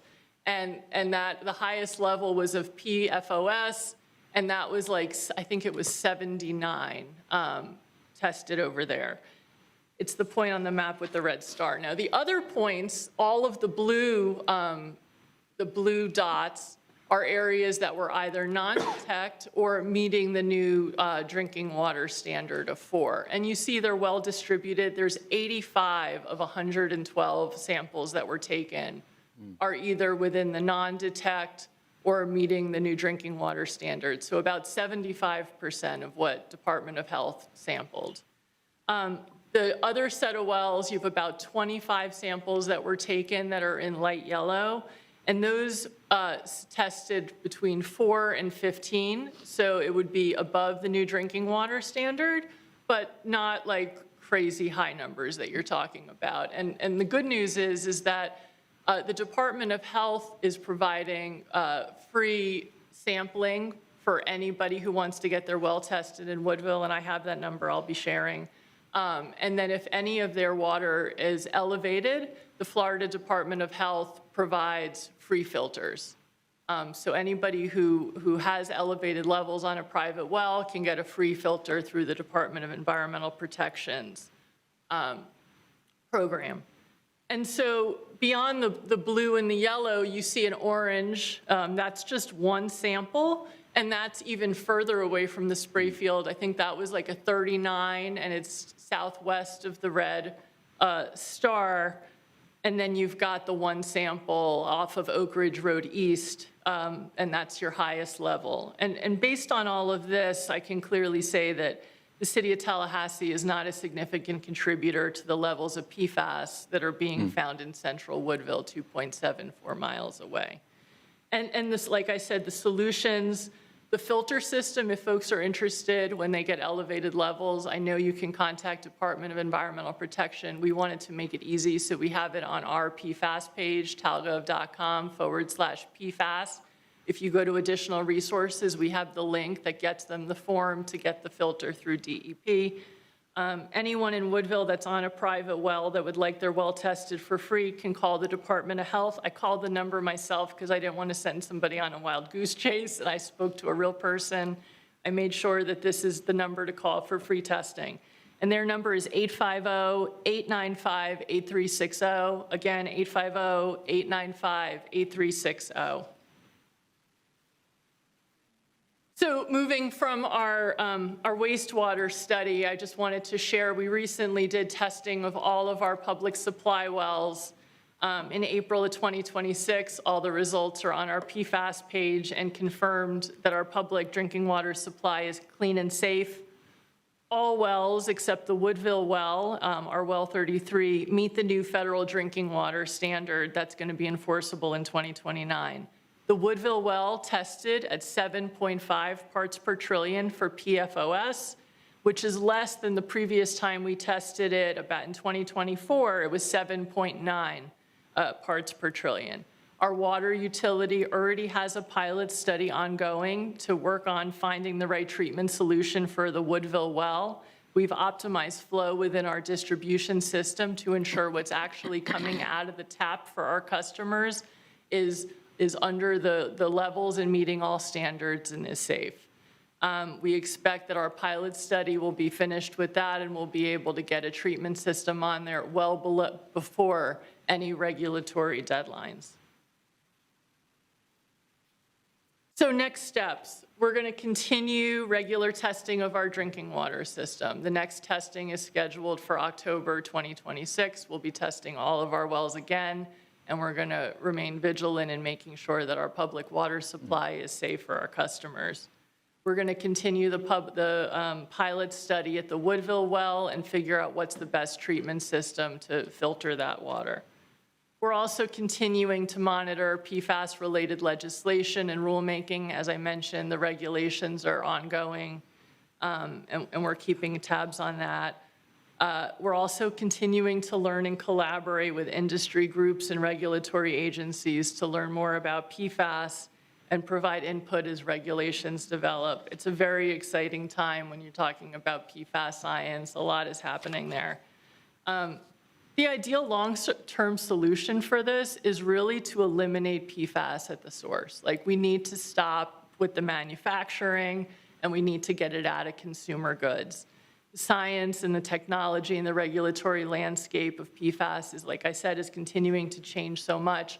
We all here remain actively engaged and proactive to ensure public health and the health of our water system. So with that, thanks for listening. The recommended action is option 1 to accept our update.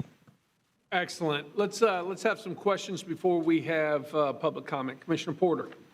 Thank you, Mr. Mayor. Great presentation. Thank you so much.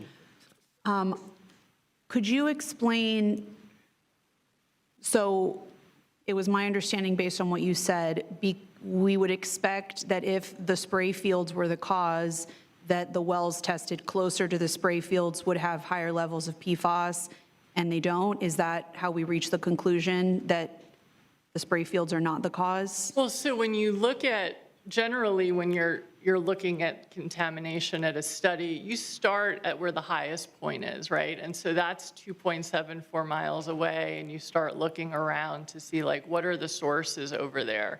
In this situation, you know, everybody was pointing at the spray fields. And so when you look at that and you see we're below, you know, Florida standards, there's really nothing to see here. We're meeting the all cleanup target levels there. And so you're not really, like, as you're going down, you wouldn't expect to see all of a sudden a 76 coming from us, is where I'm at. And do we have any idea, the well that did test at such a high level, what could be the cause of that? We've provided some suggestions to the Department of Environmental Protection. They're doing a study of their own to look into that. That's Okay. a private well study. Okay. So that's a Department of Health and Department of Environmental Protection issue. Okay. Can you elaborate at all on, I believe you mentioned that the city was doing its own research or testing out new methods. Can you elaborate on what steps we're taking? Do you know what I'm referring to based on what you said? You said a lot of good stuff. So maybe, I think maybe what you're saying is the pilot program, the treatment pilot. Yeah, could you speak more to that? So generally, when you're looking at putting a filter for a drinking water system, there's a couple of different treatment methods. One is granulated activated carbon. It's like a GAC filter. There's reverse osmosis. There's ion exchange. There's several different treatment options. In the water utility, if they want to, you know, they could probably give you more. But there's lots of different treatment options. They're working with a vendor to figure out what is the best solution for us and the footprint of our well. Okay, thank you. Commissioner Williams-Cox. So, Alyssa, great report, and thank you. Yes. I'm happy about that because it was concerning when some reporting was that the spray field could be the culprit. So based on what you just showed us, looks like the biggest contributor is landfill. Is that what I understood? That's what our testing showed. That's what the testing showed, that the biggest contributor to this is our landfill. what, and that's not City of Tallahassee? No. Okay. Do you know that's the county? Do you know if there's anything that they're doing now that they've been privy to this information that they're doing to try to alleviate or prevent this? I have not heard from anybody regarding that. Okay, all right, thank you. Mayor Pro Tem. Thank you, Mr. Mayor. Alyssa, excellent report. When I saw this on the agenda, I was ecstatic because there were those who were out there making it appear that the city of Tallahassee creates PFAS and is contributing to the pollution that we see, the limited amount of pollution that we see from that. And that was very discouraging because I didn't suspect it was the city of Tallahassee, and what you've presented to us here today demonstrates that conclusively. So thank you for that. The other point that I wanted to make is that based on what the news reports that we were getting, that this was limited to the city of Tallahassee. It is a worldwide issue. The world is grappling with this PFAS issue. And so it's important that people understand it's not unique to the city of Tallahassee. This is a worldwide problem, and it's something that we all are going to be faced with having to remedy, and we have made some suggestions for how we do that. So thank you for this report and for correctly informing our community about this issue of PFAS. And we've got an opportunity for people to go to our website and educate themselves even more if they need additional information. Thank you. Thank you. Alyssa, for that. Commissioner Matlow, any questions at this time before we go to public comment? All right, let's go to public comment. Thank you, Mayor. I have two speakers at present. The first is Ron Saff and then Jackson Nolder. Speakers will each have 3 minutes. Speakers will have 3 minutes for their remarks. I'll give you a heads up at 2.5 minutes, and the green light will turn yellow at that same 2.5 minute mark. Good afternoon. My name is Dr. Ron Saff. Professor Don Axelrod and geologist Frederick Kosher measured PFAS in Woodville private wells in Wakulla Springs. Our findings: number one, there is PFAS contamination of private drinking water wells in Woodville. 2, the headwaters of Wakulla Springs also has elevated levels of PFAS. 3, indeed, the City of Tallahassee drinking water provided to Woodville residents does not exceed the legal limits for PFAS. The City of Tallahassee Water Well 33 in Woodville has levels of PFAS or forever chemicals that exceed federal safety standards. However, city water serving Woodville residents meets the legal standard because water from contaminated Water Well 33 is blended with water from other non-contaminated wells, and because of the dilution, the level of PFAS concentration is lowered so that it meets the legal standard. As a group of concerned citizens, the health of Woodville residents with private wells is our main concern. We are also concerned about the high PFAS levels in Wakulla Springs that can harm delicate plant and marine ecosystems. Forever chemicals have been detected in the blood of Florida manatees, raising significant concerns about their impact on the manatees' immune and reproductive systems. We assumed that since City Well 33 was contaminated, it was likely that nearby private wells could also be contaminated. Our testing of a number of private wells found that, in fact, those wells were contaminated with high levels of PFAS. We immediately turned that data over to the Department of Health. They did further sampling, and they confirmed our findings of numerous PFAS-contaminated private drinking water wells in the area. In short, 3 different sources, the City of Tallahassee Water Utility, the Department of Health, and our group found elevated levels of PFAS. Additionally, and this is the article I gave you, our group and Professor John Bowden at University of Florida found elevated levels of PFAS in the headwaters of Wakulla Springs near the swimming dock. I have provided you with Professor Bowden's study that shows that Wakulla Springs has the 5th highest PFAS concentration of 9 tested vulnerable aquatic systems in Florida. Based on the hydrogeology of the area, we postulated that the source of the contamination You have 30 seconds. for the wells in Wakulla Springs came from the spray fields. According to the wastewater report, the spray field is not the source. However, we are still awaiting confirmation from the Department of Environmental Protection. Our main concern is the health of the citizens in Wakulla Springs ecosystem. If the source is not the spray field, we request that you consider commissioning another study that will find the source of PFAS for both Wakulla Springs. Sorry? You're at 3 minutes. For both Wakulla Springs and Woodville private drinking waters. Thank you, Dr. Thank you. Thank you. Our next speaker, please. Jackson Nolder. Your name and address for the record, please.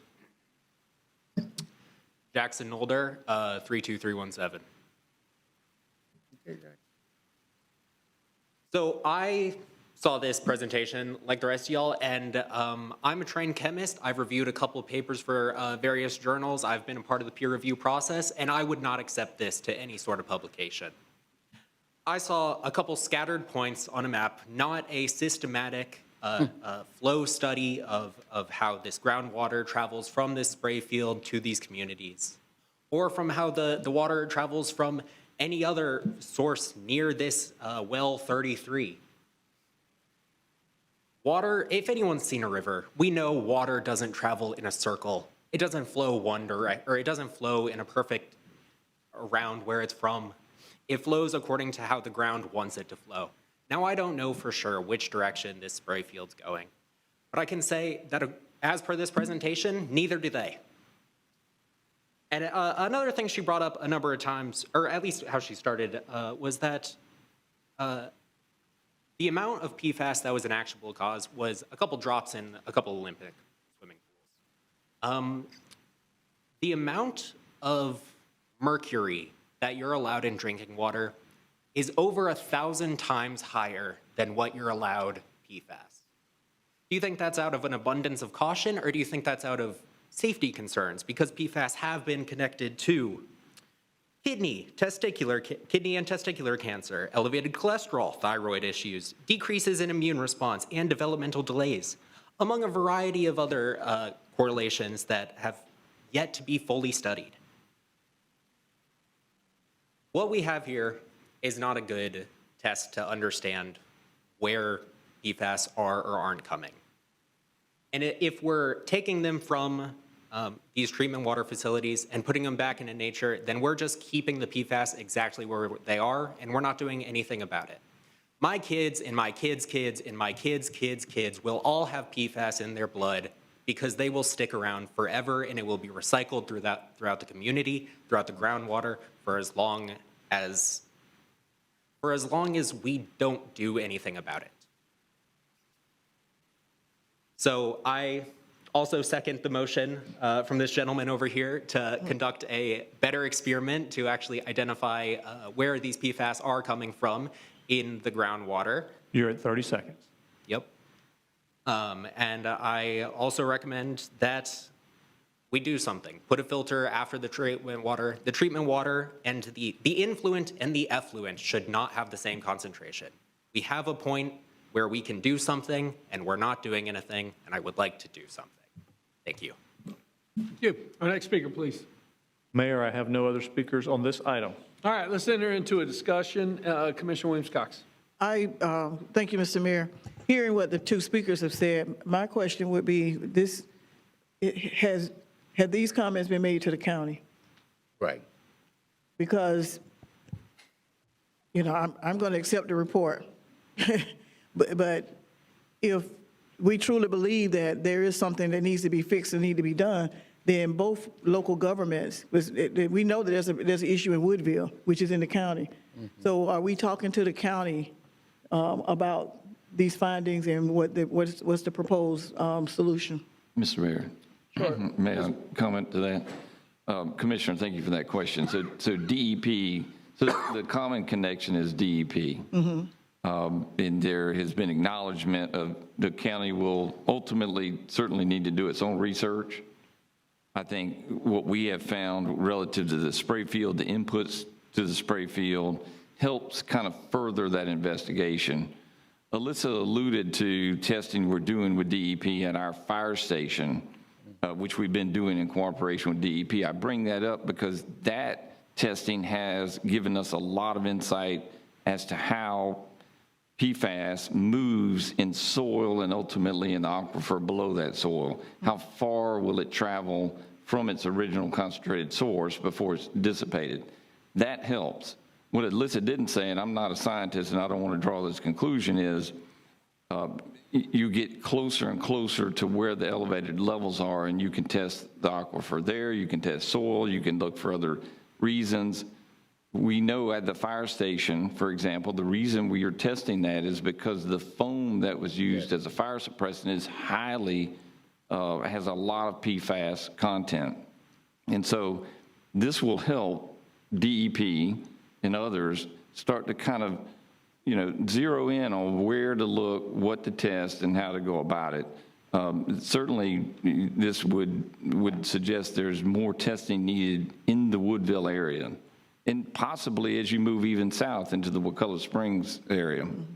It could be very localized. I think that's what we're learning.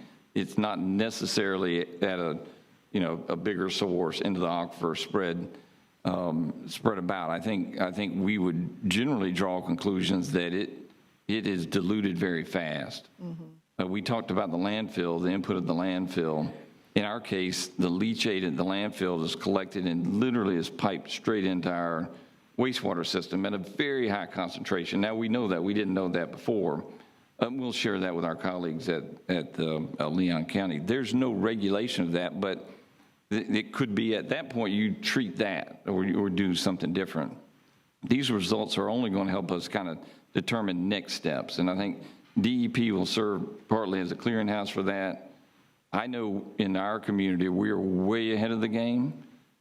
It probably will help DEP be ahead of the game and the rest of the state as well. We're way ahead of federal regulation. It's slow to come.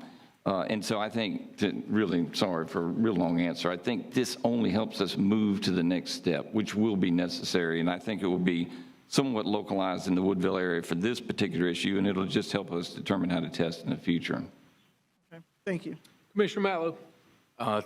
Thank you, Mr. Mayor. First off, thank you to all of our staff for the work they conducted on this, as well as Dr. Saff and Professor Axelrad for raising it to community's attention.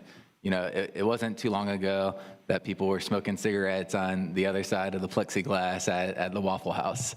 It took people recognizing the dangers, elevating them to the public for public to take widespread action to protect the safety and well-being of people. What we've discovered here, and I've been working closely both with county officials, Commissioner Proctor, as well as DEP, and I think the Deputy Secretary for volunteering to try to help identify the contamination that are in these wells. But we have people living south of Tallahassee in rural areas with not a lot of money, and a lot of them are on private wells that are contaminated above the recommended drinking water levels. That's serious. It's serious enough that we should all take it serious enough to do the testing, make the hypothesis, help identify the source. DEP has committed to help identify the source of where PFAS is coming into these private wells. So I do think it made sense to test the spray field and see. But at the end of the day, there are people with not a lot of money who can have really serious health conditions and hazards if local governments don't act. So I'm glad we're leading on this as the City of Tallahassee, Leon County, and the state of Florida. I do think largely what needs to be is, as we identify these and move forward, transition to advocacy for a federal ban on these chemicals being used in consumer products. We know we're not the cause of it. Even if it was at the spray field, that doesn't mean Tallahassee's the bad guy. We're doing the science to learn how these chemicals are getting into the water supply. And I do know that we need to take a different direction, or it's going to continue to get worse for more people. So I do support continuing to work with the DEP and our city staff to identify what's elevating the PFAS levels, particularly in well 33, since that's actually a city well, to help us, I haven't been on the ground, looked for, we know the fire foam here in Tallahassee. What around that well could be contributing to our well, and can we help identify the source of contamination in well 33 for the other folks? I do have two questions. One for Alyssa. It was mentioned contamination in Wakulla Springs. The manager mentioned that it could be more localized. I know that there's a history between the flow of water from Tallahassee into Wakulla Springs. We've done nutrient treatments and those sorts of things and other testing. Can you speak to kind of the flow of water that originates in Tallahassee and how it has impacted the springs in the past? I think most people understand that the flow is generally going south, right? I think that to be able to make any sort of jump that there's a PFAS link that's going to Wakulla Springs would really not be, there's no information to demonstrate that at this point. So I would be very hesitant to start trying to link anything that's happening in the city of Tallahassee and what we've tested to Wakulla Springs at this point. Okay, I guess my question PFAS, the other thing I'd say is PFAS is everywhere. So, PFAS is in manatees, PFAS is in polar bears in the Arctic. You're going to find it everywhere. And so to try and pin it on, one entity, I think is dangerous. Sure, I don't think anybody's trying to pin it on one entity, but I think the nature of testing the facility and coming up with the results you have it's a valid hypothesis to test, and it's been tested. Yeah, and I think the goal is to ensure that our operations are following all regulatory compliance and to make sure that the drinking water that we're providing is safe, I think is the focus and where the investment is. Sure, absolutely, thank you. Yeah. I appreciate that. And Dr. Saff, can I ask you one question?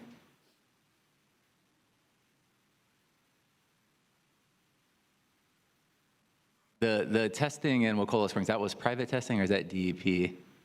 So this was that was the article that I gave you. This was an article that came out in 2023, and it was authored by Professor John Bowden, and he's a noted PFAS researcher at University of Florida. And the article really should have received statewide attention, but it really got zero attention, but it really deserves attention. So I want to bring it up. Professor Bowden sampled PFAS in surface water from 9 vulnerable aquatic systems throughout Florida. So he looked at places like Wakulla Springs and Tampa Bay, Lake Okeechobee, Sarasota Bay, Florida Bay, Charlotte Harbor Aquatic Preserve Pass, and he found that in Wakulla Springs, it was the fifth highest.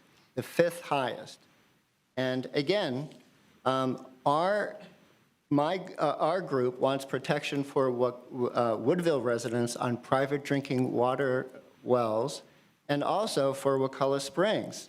And the reason is forever chemicals are taken up by aquatic plants and small organisms. As larger animals like manatees and fish eat the smaller organisms, there's biomagnification, meaning the top predators have the highest levels of PFAS. And what we're finding is that the problems that are caused in fish and animals are the same types of problems that are found in humans. There's decreased fertility, immunosuppression, and hormonal imbalance that affects growth and behavior. And this can seriously harm the Wakulla Springs ecosystem. So I really think that we need to be looking more not only at Woodville private drinking water wells, but also the contamination, which is significant, of Wakulla Springs. Thank you, Dr. Saff. Okay, thank you. And so just in closing, I do think, we all need to be looking at this collectively, as you mentioned with our county colleagues, maybe Wakulla County as well. It impacts everybody. And I think there's a lot of people who want to place blame or assign blame. And I think what's most important is we're protecting these waterways, and we're protecting these water wells and trying to identify the sources and advocate for what we can do to make sure the people who are drinking water that's contaminated have access to the filters. They are being provided by the Department of Health, but they do have to know that it's a possibility in their area. The awareness has to get out, and I think that's in part, all of our jobs. So I appreciate everybody's work on this issue so far. I do think we need to do further research to see how PFAS is getting into well 33, and we continue to work with DEP as they identify the sources of the Woodville contamination. Thank you. Mayor Pro Tem. Thank you, Mr. Mayor. Again, I want to emphasize the fact that as a city, our staff, our professional staff that I highly respect, has been at the forefront of addressing this issue for at least a decade. We're not new to this.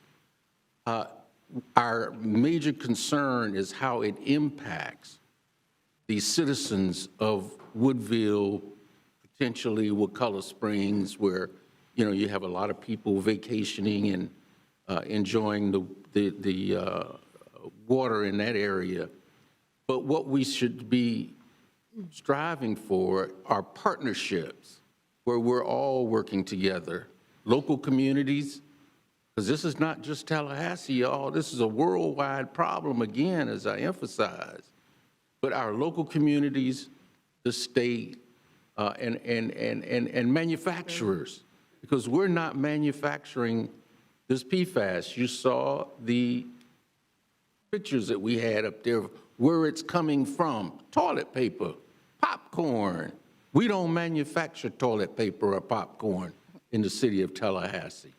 And so we've got to, all come together as partners to address this issue, particularly as it impacts individual and families and their lives in our region. I won't even say just in our community, but apparently in our region. And so that's the direction I think we ought to be headed in addressing this issue, Mr. Mayor. Commissioner Porter, then Commissioner Williams-Cox.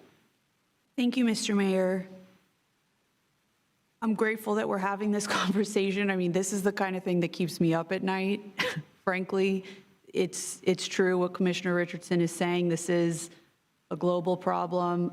Frankly, I mean, I don't think it's an overstatement to say an existential crisis that we're all facing.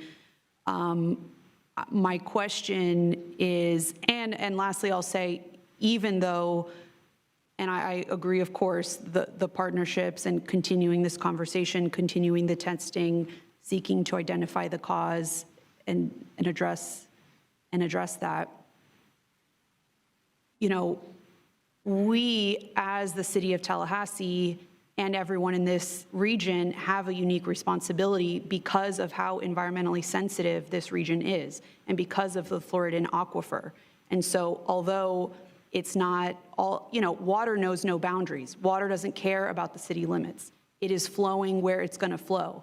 And so it is imperative that we lead on this issue and that we are working together. So my question is, what are exactly the next steps? Like, what is in motion already, whether it's additional testing by DEP or DOH, conversations with the county, neighboring communities, whether we're leading those efforts or not, what is in motion? Myers. Thank you, Commissioner. So I think the next steps really is regulation.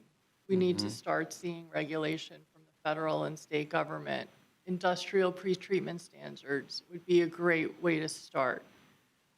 We need to see that they're looking at car washes and laundromats and landfills and stuff where we know where PFAS is.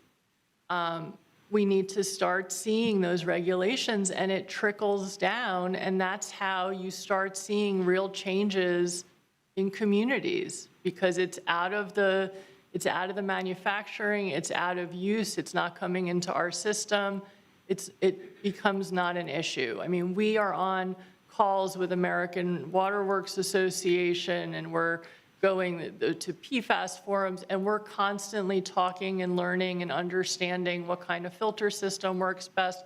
This is a conversation that continues literally. It'll be people's careers that are coming out of college now.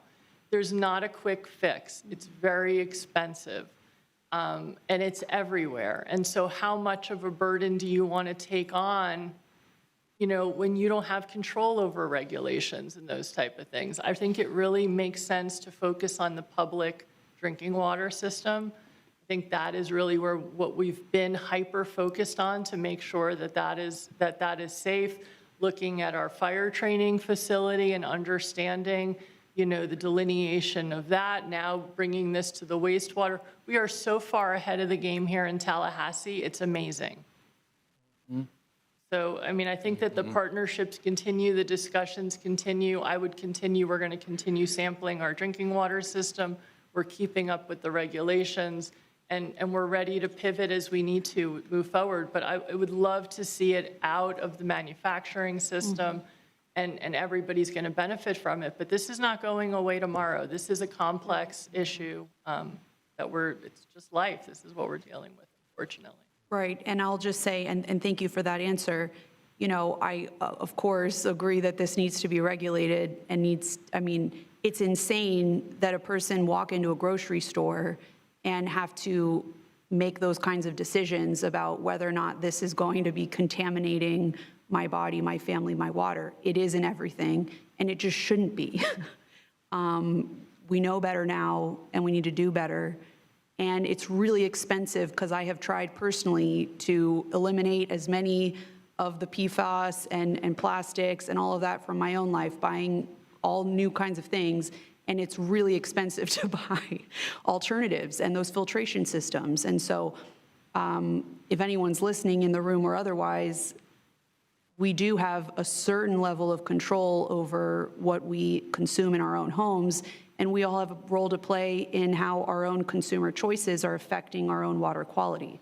That's not to say that we are the only people responsible, or that even it should fall on us, but we do have a role to play as well. We can make better choices as we continue to advocate for increased regulations and whatever solutions we can find locally and regionally as well. Thank you. Is there a motion to accept the report? We don't have a motion. So move. Second. Probably moved by Commissioner Williams-Cox, seconded by the Mayor Pro Tem. Ms. Myers, thank you very much. Question or two, if you don't mind. I want to thank you for your incredible presentation. Yeah. I really do. That was absolutely fantastic. And I have full faith and confidence in our entire team of scientists that work for the City of Tallahassee that do this. Commissioner Matlow, I want to thank you and Dr. Saff and Commissioner Proctor for hosting the press conference on the front steps of City Hall to bring attention to PFAS in our community. It did force our hand to go out and do the testing. I will sleep well tonight knowing what the test results provided. But I got to tell you, I'm a little surprised, Dr. Saff, that during your testimony, not once did you mention the solid waste facility. That is the 800-pound gorilla in the room that we need to address.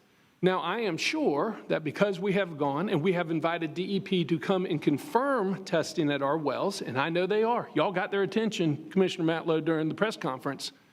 I am sure that their testing will reaffirm our numbers.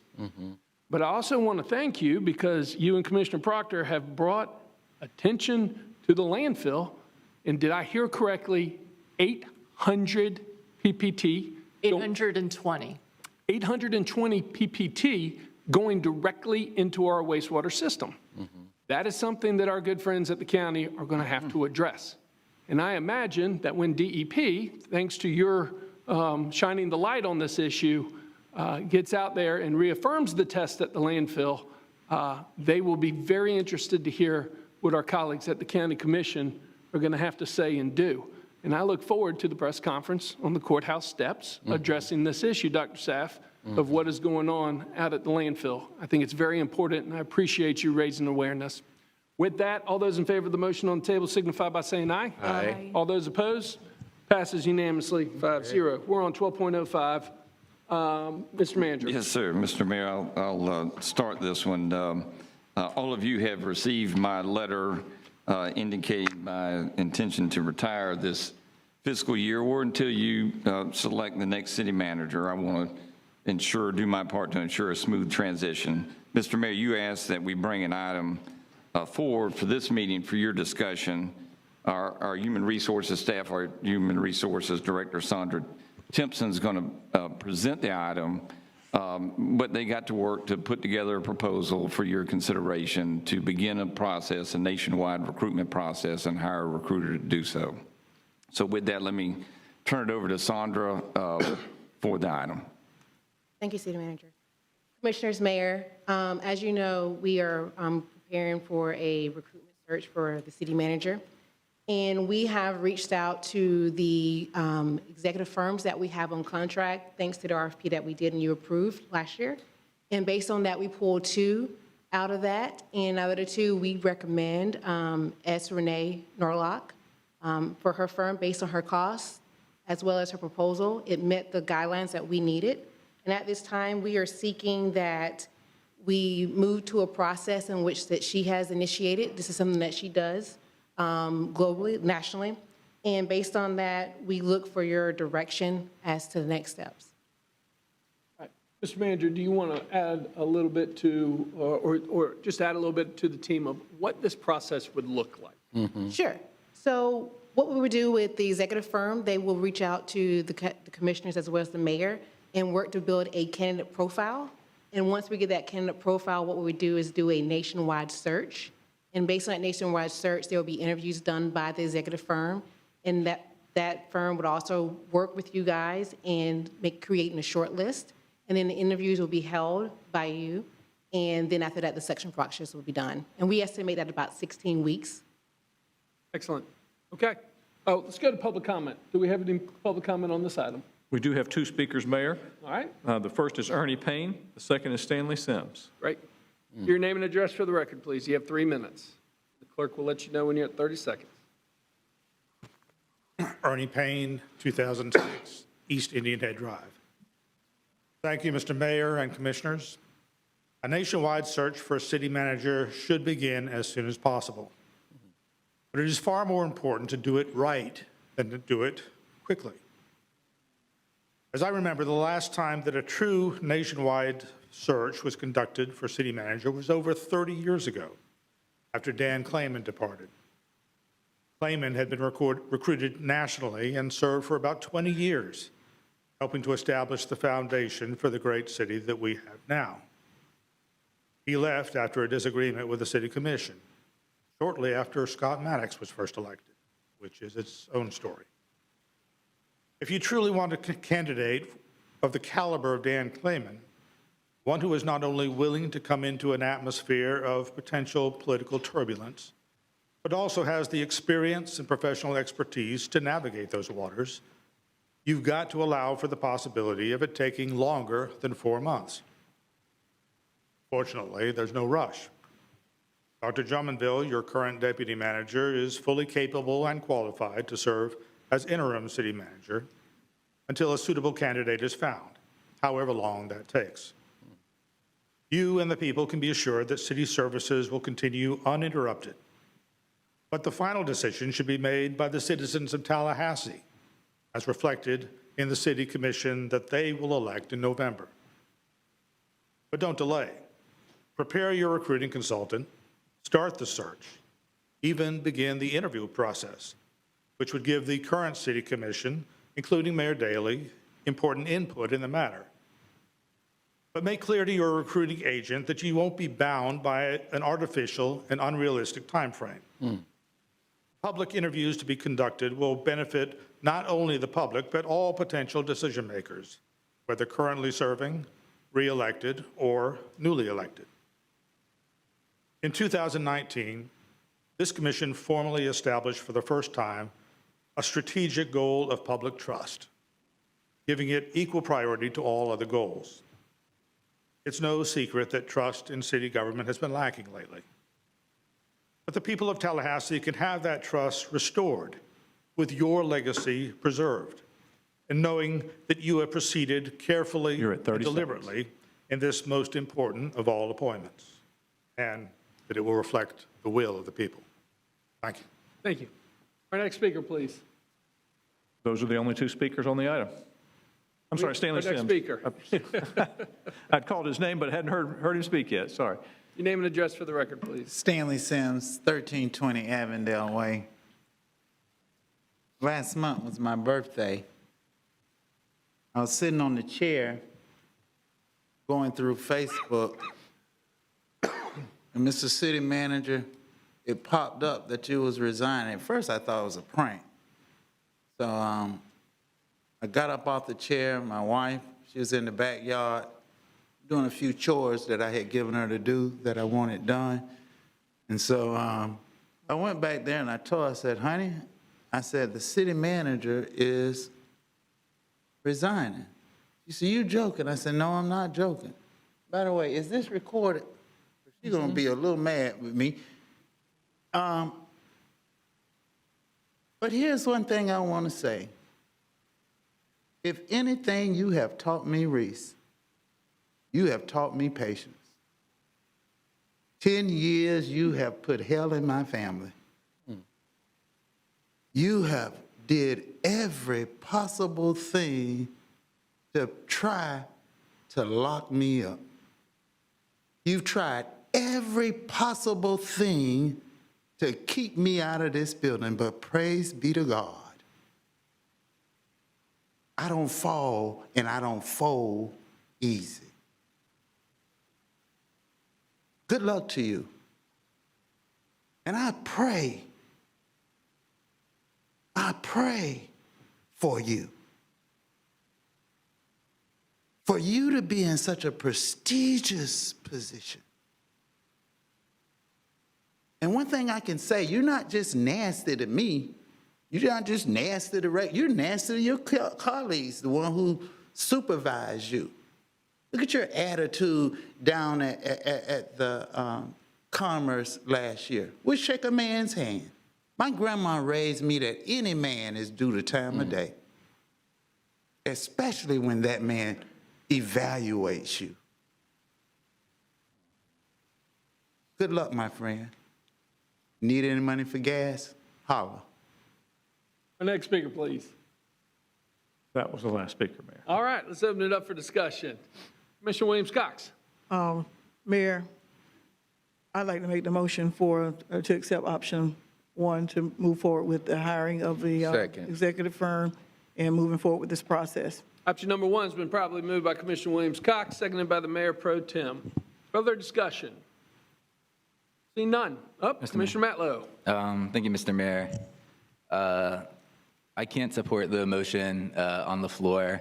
I think we are making the same mistakes that were made in 2018. And if we go down this path, it's going to impact the future of Tallahassee for the next decade. My concerns regarding the current city manager have been well documented over the years. My motivation has always been rooted in a desire to free the city of Tallahassee from a culture of corruption that existed at City Hall for much too long. It brings me no pleasure to rehash where we have been, but City Hall has yet to reckon without how we got here. In 2015, at the behest of Dr. Irwin Jackson, the federal government launched a public corruption investigation into our city. That investigation ultimately culminated in the December 12th, 2018 indictment of former City Commissioner Scott Maddox. Before his indictment, an eventual conviction on charges including conspiracy to commit extortion under color of official right, wire fraud, mail fraud, and bank fraud, Commissioner Maddox exercised significant influence in the appointment of Reese Goad as city manager, as he served as interim and oversaw the selection process. In text messages released during the FBI investigation, Scott Maddox bragged, "I got Rick, Reese, Wayne, and Ben. My work here is done." Since his appointment, Mr. Goad has presided over repeated instances of mismanagement within city government and has created a toxic culture of fear and intimidation. Now, the federal government has designated the city of Tallahassee's lead paint reduction program as high risk due to concerns regarding contractor payments and oversights.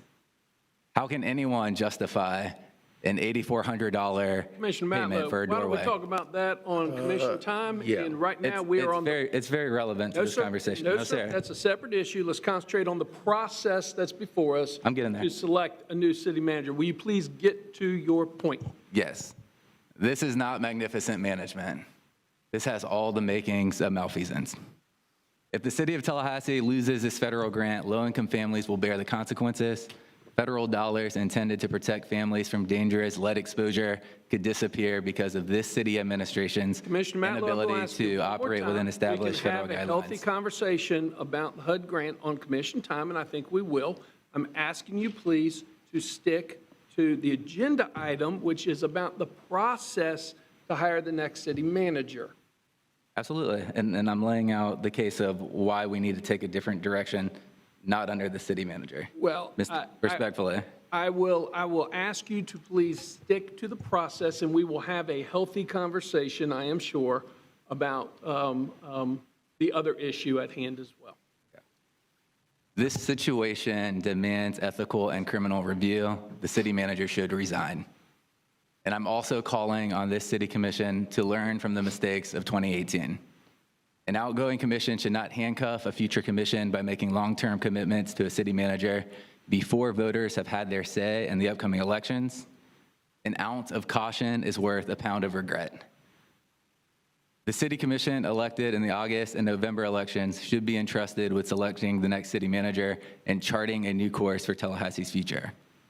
We need a fair and unbiased search for the next city manager, and the processes that we've seen in the past, overseen by Manager Goad, have been neither. It feels a bit like deja vu. In 2018, when public corruption allegations were at an all-time high, just before an election, City Manager Goad was installed. The process was flawed. We saw opposition research on one candidate, Lee Feldman, quietly slipped to commissioners in Manila folders. Commissioner Williams-Cox. Point of order. Point of order. Can we go back to what you said? Stick with the agenda item. We're not here to prosecute or make accusations against the current city manager. We're looking to the future for the next city manager. Yes. And we're trying to get a process in place. A motion is on the floor. I appreciate Commissioner Matlow's repeated trying to go around the rules of what you've asked him to do, but the point of order is to deal with the motion on the floor. Commissioner Williams-Cox, I agree with you, and I know that we will have a healthy discussion on commission time on the other issue. Commissioner Matlow, I'm going to ask you for a third time, simply wrap up your comments. From what I understand, you'd like to postpone and have the next commission select the next manager. Is that the nature of what you're trying to say? Mr. Mayor, what I'm trying to say is the next city manager search cannot be overseen by Manager Goad. But then vote the motion. And I'm laying out. Vote against the motion. Okay. Respectfully, it's my time to make my position clear of how I decide to vote. Respectfully. Expired your time. I am asking you, as a colleague, to please wrap up your comments. We know your feelings. You've made them very clear, and I'm sure we're going to have a healthy discussion about that on commission time. But for the purposes of the agenda item before us, which is on the process of hiring the next manager, you have made it very clear in the public that you would like to postpone and allow the next commission to have the opportunity to select the city manager. I think that is suffice for the record without having to drag, in your opinion, Mr. Goad's reputation through the mud. Mr. Manager, my attempt is to lay out the processes that played out before. They're the exact same processes that the motion speaks to go through the same process that was overseen in the last city manager selection process, as well as the auditor process. These are the processes. That's what I'm speaking to. Mr. Mayor, I have to insist. Yeah. In 2018, Curtis Richardson was a member of this commission.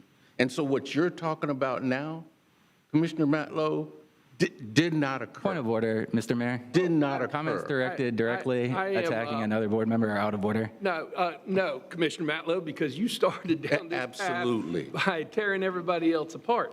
And what you failed to mention is the nationwide search that we have had for both successfully a city attorney with this commission right here and with an inspector general. If you will let me finish my comments, I would like to reflect on the other searches. I'm going to go ahead and wrap this up for you, and we will continue this conversation. Well, I'm going to finish my comments on this item. You are on the record Why No, I'm would gonna a call you out of worthwhile... order, Commissioner Matlow. Mr. Manager, For- this is a very important issue. It is, and you This made is your- Yes, it is. you made And your- no, sir, you have not let me You are, enter my you are comments out of into the order. record. We are back on the No, sir. original motion, which is to accept the report, option number 1, and authorize the hiring of Renee Narlock and Associates to conduct a nationwide city manager recruitment process. Any I'd like to further make a comment? substitute motion, Mr. Mayor. Make that Substitute motion, please, Commissioner Matlow. I move that, I propose a clean slate, that we have Reese Goad resign effective immediately. Deputy City Manager Jim and Bill be offered a 1-year contract to serve as interim city manager, so a national search can be performed under a new city commission with an expectation of a permanent manager being put into place in 1 year's time by June 2027. Under the current arrangement, no responsible national candidate would be interested in taking the helm of the city of Tallahassee on a divided commission in a city that's embroiled in federal investigations with HUD. We can't expect reasonable people to apply at this time. We need a bridge. That's my motion. Okay, and it's seconded. All those in favor of the substitute motion signify by saying aye. Aye. All those opposed? Aye. Fails 2-3 with the mayor, pro tem, and Commissioner Williams-Cox in dissent. Commissioner Porter. Thank you, Mr. Mayor. Can someone explain what exactly we are committing ourselves to with the motion on the table, the authorization of hiring Renee Narlock and Associates? Commissioner. So basically, what we're asking is to start the initiation process of selecting a search for a next city manager. Now, you decide how you want to do the timeframe of it, but we want to start the initiation of the selection process of seeking out the next candidates for this. And what are the next steps as far as conversations that we have as a body, as far as qualifications, what we're looking for, community input?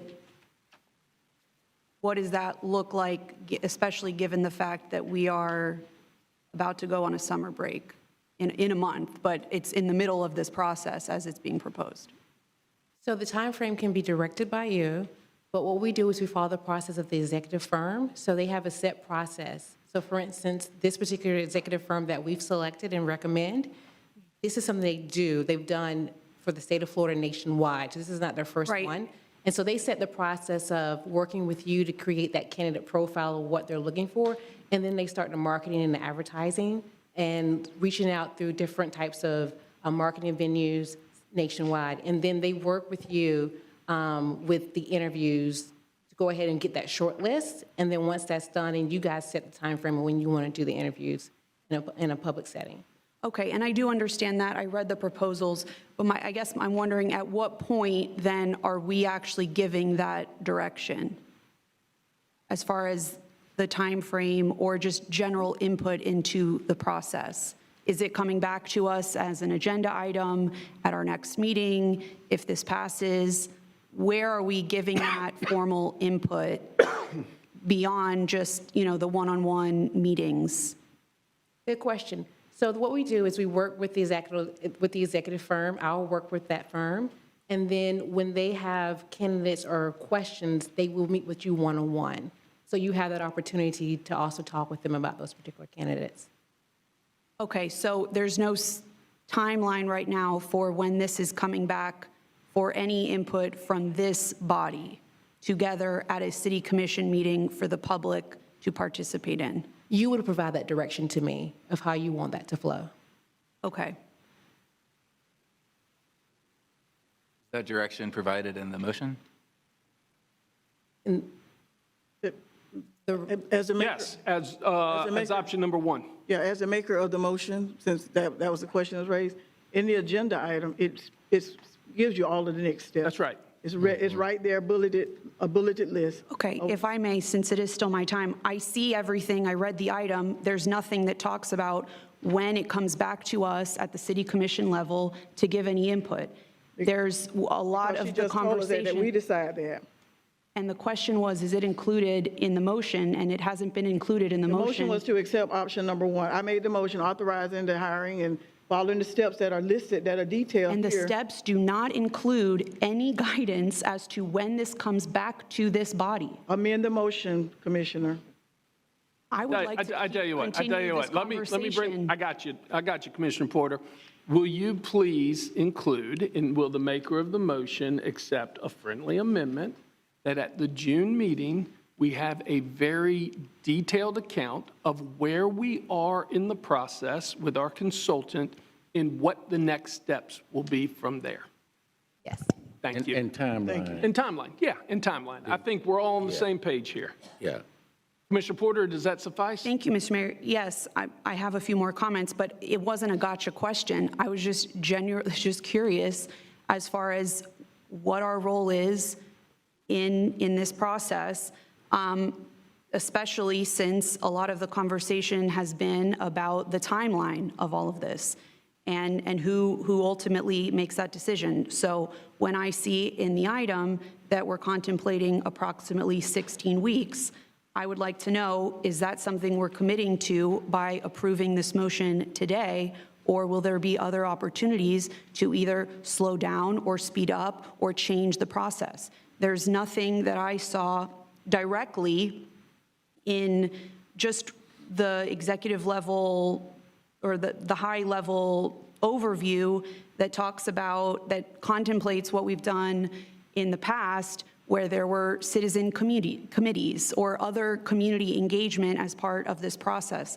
That's another thing that we could consider, that I would encourage us to consider.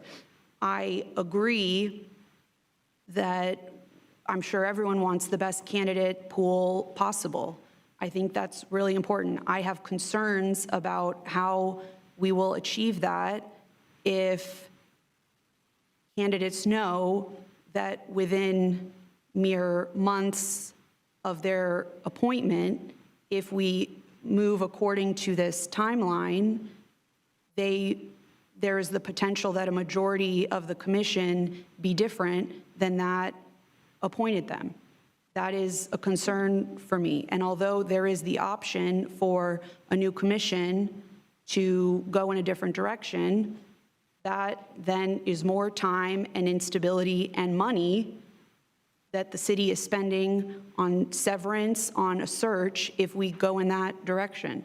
I think it's imperative that we get this right, and I know we all agree, but this is a big responsibility. This position is the most important position, I would say, the most important position in city government, running the operations.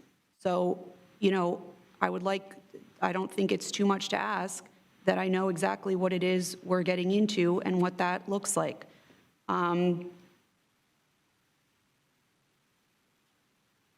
what point are we weighing in at all to the job description? Mr. Mayor. Sure. Sandra, Mr. do you Mayor. have the general job description as it exists? Maybe you could share that with the commission. Sure. Well, so my question is, were any revisions made to the city manager 802 classification in July of 2018? Yes. Okay, so that is the kind of thing that I would like to review. What were those changes made? So anytime we do a search for any position, we always do an updated job spec to ensure that we have an updated one. And in 2018, we did some updates in that reflect statewide of what city manager job specs look like. And at that time, we changed the minimum training and experience. We made it from a master's to a bachelor's, but in that, we add the language that possession of a bachelor's degree with an emphasis in public or business administration and at least 10 years of senior management experience in public administration, preferably with a municipality of similar size and complexity, a master's degree is preferred. So we made that change so that we could be in line with other city manager job specs throughout the state. Okay, thank you. And that was the only change? Okay, thank you. Separate but related question, does the city manager's contract need to come before the commission as part of this process for retirement? How does that work? Not part of this process. Okay, but I guess just as part of the city manager's retirement? Does it have to come back to us at all? What does, Madam Attorney? I'm just curious. Commissioner, are you asking about the current city manager's Yes, contract? yes. No, it No, does not. okay. But the future city manager's That contract, would have to typically, what happens in that is that you give authority for the city attorney to negotiate within certain parameters at the direction of the commission with the new city manager to execute, or the other appointed officials to execute that contract. Mr. Mayor, on point? Commissioner Williams-Cox on point. With what the city attorney just said, is the same process that was followed for the inspector general and the city attorney. This is the same process, and I disagree that this position is the most important position because we have a city attorney who does her best to try to keep us out of trouble. We have a treasurer clerk who also has a very important role. So they're all important. That's, to me, I want to make sure that you all understand y'all are valued too. Yes. Commissioner Porter, you have the floor. I hope that we can all move beyond this space we seem to be in where if one of us makes a point, we have to be like, oh, by the way, I care about you more, I value you more, I respect you more. I hope it's understood that I respect all of the work that all of our staff and appointed officials do. And I think you understand as well, I would hope, that one of the appointed officials is overseeing and managing thousands of employees, and I think that is different. So I meant no disrespect. I hope you believe that from the bottom of my heart. Thank you. So I feel I'm honestly would be more comfortable. I mean, I don't really know how I feel, to be honest, about this. I want to get started with a search, but I'm a little uncomfortable with what seems to be so little contemplation of community involvement and a clearer understanding of the checks that we will have as a commission as we move along this process, especially knowing that we're about to take a summer break and the whole city kind of goes on a summer break. And I don't mean staff, I mean just people are thinking about other things, and this is so critical and we want them involved. So I don't know if my colleagues have any thoughts on that, but I will just say that I am concerned about the message we're sending if we impose artificial or arbitrary deadlines on this process in order to have a certain commission make this decision over another. That is concerning to me, and that has not been the process, by the way. I reviewed our agenda items from both 2015 and 2018, and that was not the process. I could read directly from those items, but it was always the expectation the last time this happened that the new commission would make this decision, and it was only a last-minute change that resulted in the appointment of our current city manager. So I do think it would be a mistake to not take that seriously. But I would can someone speak to ideas that they have about community engagement in this process?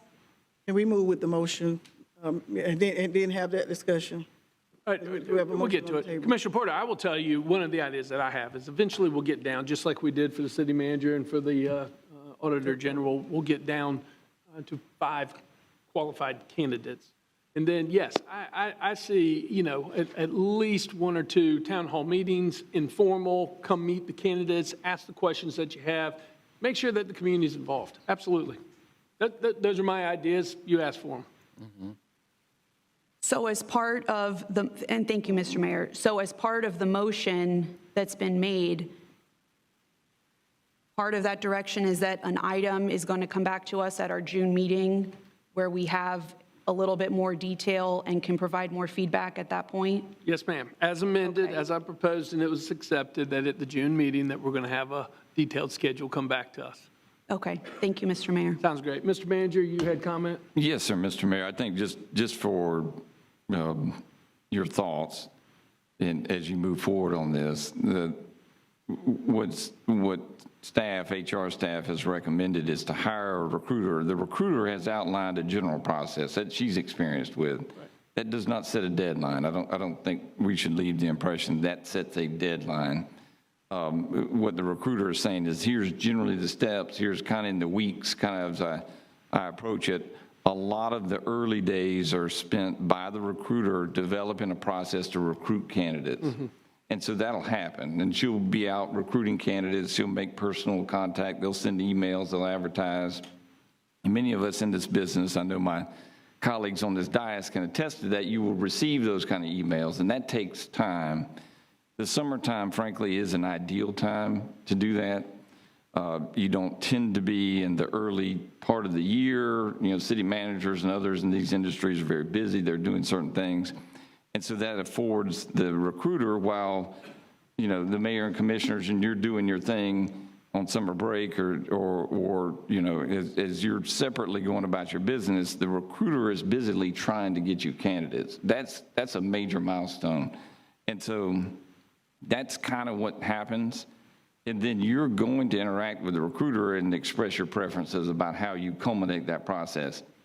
You have all these candidates. How do you winnow down the candidates? We're going to be very careful. We want to make sure we do that within the state law. All of those conversations are happening, and you can kind of determine, do you have enough candidates? Are they adequate candidates? So that's the time, a lot of the time on the front end is in the recruitment of candidates. I will say that Commissioner Porter asked the question about the qualifications.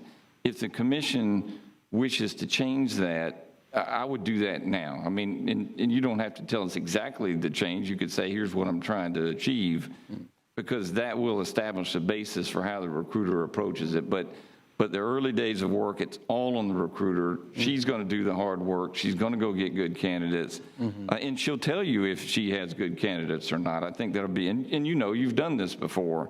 So I just wanted to say that there's no hard deadlines, and the recruiter's got to go do her work to get you candidates to consider. Excellent. All right, we have an amended motion on the table. All those in favor of the motion signify by saying aye. Aye. All those opposed? Passes 4-1 with Commissioner Matlow in dissent. We are in recess till 6 o'clock public hearing.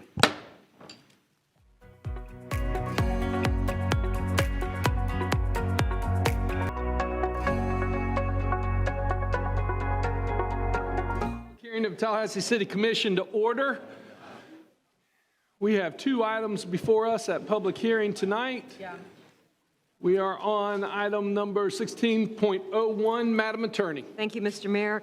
Item number 16.01 is a public hearing of ordinance number 26-0-02, an ordinance of the City of Tallahassee adopting text amendments to the Tallahassee-Leon County 2050 Comprehensive Plan, amending the intergovernmental coordination element, adding text to policy 1.8.2, amending the land use and mobility element policy 2.810.10 suburban mixed-use commercial future land use category to clarify Mahan Gateway corridor nodes, amending the land use and mobility element policy 2.8.7 lake protection future land use category to identify residential density for the Bannerman Road, Bull Headley Road lake protection node, providing for severability and conflicts, and providing an effective date. The recommended action is option 1, conduct the first and only public hearing and adopt ordinance number 26-0-02. Mr. Clerk, do we have any public comment on this item? No, sir. Looking for direction. Move staff recommendation. Second. It's been properly moved by Commissioner Williams-Cox, seconded by the Mayor Pro Tem. Any further discussion? Seeing none, all those in favor signify by saying aye. Aye. All those opposed? Nay. Pass it. That's a nay? Okay, passes 4-1 with Commissioner Matlow in opposition. We're on item number 16.02. Item number 16.02 is the first of 2 public hearings on ordinance number 26-0-08, an ordinance of the City of Tallahassee, Florida, amending chapters 1, 2, 4, 5, 7, 9, and 10 of the Land Development Code, providing for conflicts, providing for severability, and providing for an effective date. The recommended action is option 1, conduct the first public hearing and schedule the second and final public hearing for June 10, 2026 at 6 p.m. in the City of Tallahassee City Commission chambers at City Hall. Mr. Clerk, do we have any public comment on this item? No, sir. All right. Staff recommendation, option number 1, Mr. Mayor. Second. It's been properly moved by the Mayor Pro Tem, seconded by Commissioner Williams-Cox. Any further discussion? Seeing none. All those in favor signify by saying aye. Aye. Any opposed? Nay. And it passes 4-1 with Commissioner Matlow in dissent. That concludes the public hearing. Do we have any other items come before us? We do not. Public hearing is closed. We are now back on 30 minutes of unagended speakers. I know we have Dr. Irwin Jackson, who has some place to be, so I'll let you go first. You have 3 minutes. Name and address for the record, please. You have plenty of time to make your 6:15. Good. I dropped off some books up there. Can those be distributed? Yes, sir. Okay, great. That'd be helpful if you can distribute those. I was going to do it myself, but I've been told not to get that close to the commissioners. Thank you very much. What I'm having distributed is a book that I wrote. It's called Fighting the Commission of Corruption in Florida's Capital City. I think this was important. We spent about 14 years of my life. I started in late 2008 when a previous mayor was up to illegal, unethical activities. I started coming before the City Commission to make a 3-minute presentation. Over the next 14 years, I made 160 3-minute presentations between 2008 and 2022. We know the story. Several people went to prison. A few more should have gone to prison.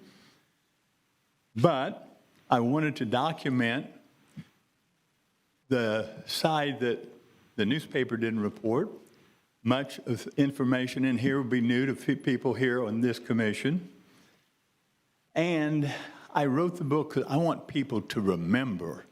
I've had so many people tell me, Jackson, don't talk about this. The same people said, don't talk about it now. Well, there's the same people that said that Scott Maddox is our guy. He's a crook, but he'll work with us. Well, I think what will make our country, our city better is that we never forget. I wrote this so we won't forget. This is our history, unfortunate as it is. But if we remember this, hopefully we won't repeat this in the future. We've got an election coming up here pretty soon, I've been told. Florida, City of Tallahassee in Florida, we as a community have to do better. The FBI said we're the only city in the country that's managed to have 3 mayors elected in Tallahassee under federal criminal investigation at the same time. Chicago hasn't achieved such a high ranking. This, I hope, will not only be good for us to remember, but also we have it documented, but we can also use it in the future. I also want to thank about 20 city employees because the city employees came through for us. Once they understood what I was doing standing here, they would get information, documents that I didn't even know existed. And so I want to thank those city employees because they play a very valuable, crucial, important role in making sure that we have a very, that everyone is acting properly. And so I'm hoping that the commission, that you will enjoy reading it. I know, Mr. Mayor, that you have a collection of books from local authors, and I think this would be a good one for your collection. Thank you, each of you, and have a good night. Dr. Jackson, thank you. Now, ironically, you know we can't take gifts. We have a zero-gift policy, so I tell you what I'm going to do. I'm going to make sure that book stays. No, this is not a gift. Mr. Mayor, if I might, actually, I've already had this discussion We've had with Mr. this Jackson. discussion. That Mr. Jackson is not, and I don't think intends to be either a vendor or a lobbyist of the city. So although it is a gift, it is not a prohibited gift. It would have to be reported if it was over a certain value. What I was going to say is And my goal, I will make sure that my copy stays with the office of the mayor long after my term here. That's good. I think that'd be a good place for it, but keep in mind, every new elected city and county commissioner will be getting one of these the next 20 years. I have that lined up in my trust. We have copies. My goal is to make sure that we can distribute at least 10,000 of these. Okay. Now, some people are donating some money. Others I'm just printing and handing out. Thank you. Thank you very much. Our next speaker, please. We don't want them to forget. Jackson Nolder is our next speaker, followed by Stanley Sims. Your name and address for the record, please. Jackson Nolder, 32317. The increased camera presence in Tallahassee will harm the average resident, particularly the use of third-party cameras, AI, and data systems, like Flock Safety, but by no means is this the only company at fault. Flock Safety is a camera, database, and AI company that scans cars, license plates, bumper stickers, and now people's faces to construct a record of their location. Flock has claimed that they have never had a data breach nor significant vulnerabilities, as both Commissioner Matlow and Chief Revel have mentioned during your January 14th City Commission retreat. So either you could recognize that Flock has been skirting around their true vulnerabilities, or they are both calling y'all liars. Newly to their tech front, Flock has introduced Condor cameras, ones that have not only AI facial detection and recognition, but the ability to pan, tilt, and zoom into anything recognized in frame, particularly people's faces. A couple months ago, Flock published how their Condor cameras, the type used at community centers, parks, and children's playgrounds, were freely available on the internet for both recorded and live viewing pleasure. If you saw a random person sit down next to you at Tom Brown Park and start recording and live streaming every child there, would that be something you would be okay with? Or would you think it's for the greater good? Because what if that camera accidentally records a bad guy throwing a can on the ground or taking a Sharpie to his playground equipment? Flock claims to maintain access to your data only to provide their services. But Bob Carter, Vice President of Strategic Relations and Business Development, has accessed Flock's camera network 185 times to watch, among other things, children doing gymnastics at his local community center. And he only makes up about currently a third of the daily increased number of searches made by non-authorized law enforcement or non-authorized users. None of this even begins to cover how their cloud-based system, like many others, have been famously breached hundreds of times across from the biggest healthcare systems like United Health Group in 2024, which impacted 200 million people, to tech giants like Google, Apple, and Facebook having password leaks from over 16 billion accounts just last June. Or even the thousands of students who last week Canvas's infrastructure breach made vulnerable hundreds of thousands of students across Florida. You cannot have secure cloud platforms, but you can prevent private data from being collected, and you help keep prying eyes away from you and your family. I urge you to reconsider and cancel any contracts or agreements you have regarding the use of surveillance cameras from Flock, Axon, and Milestone. Thank you. Thank you. Our next speaker, please. Not seeing Stanley Sims, our next speaker is Erica Bradley. Erica Bradley.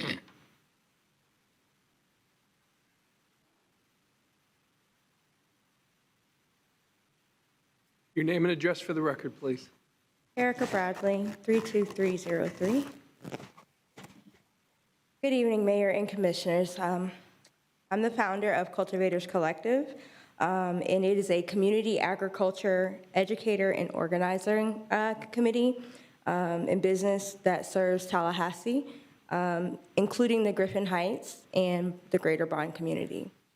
I'm here tonight to speak in support of the continued activation and investment in surrounding the Griffin Heights Marketplace Initiative and the broader efforts to restore equitable food access and economic opportunity within historically underserved neighborhoods.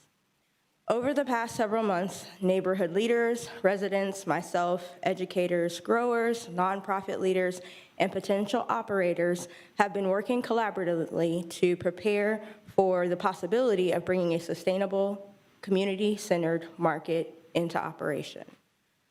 This work included market analysis, financial planning, vendor outreach, workforce development, discussions, a lot of fundraising strategies, and community engagement. We understand that there's still significant work ahead, including governance, compliance, and operational readiness, but the momentum and the community interests are very real. You all have been sent emails with all of that research and information. For many residents, this is simply not about a grocery store. It's about dignity, access, jobs, and entrepreneurship.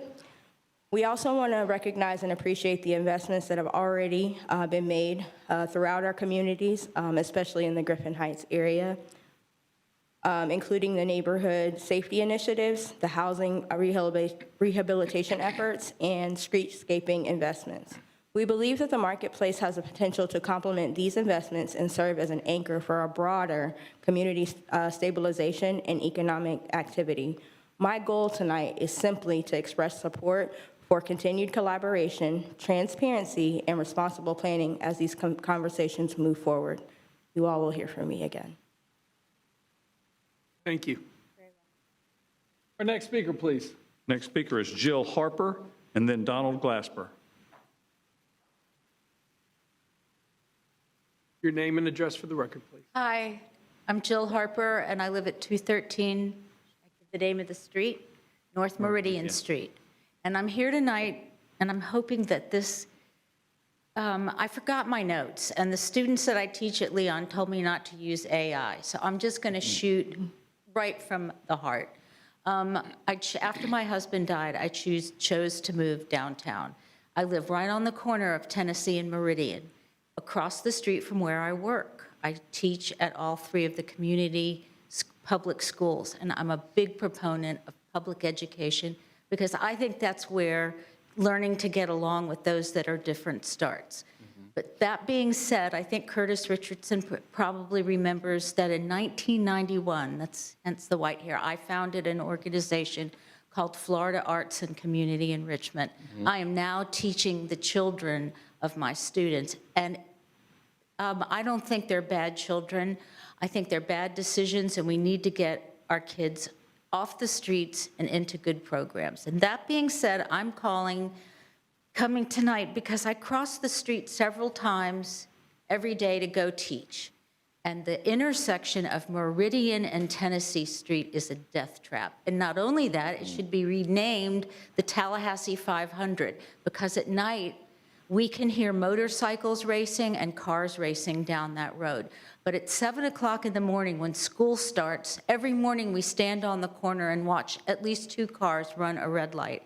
And I've addressed this with school resource officers. I've called the Tallahassee Police Department, and what I've been told is it's going to take a child getting killed for something to be done.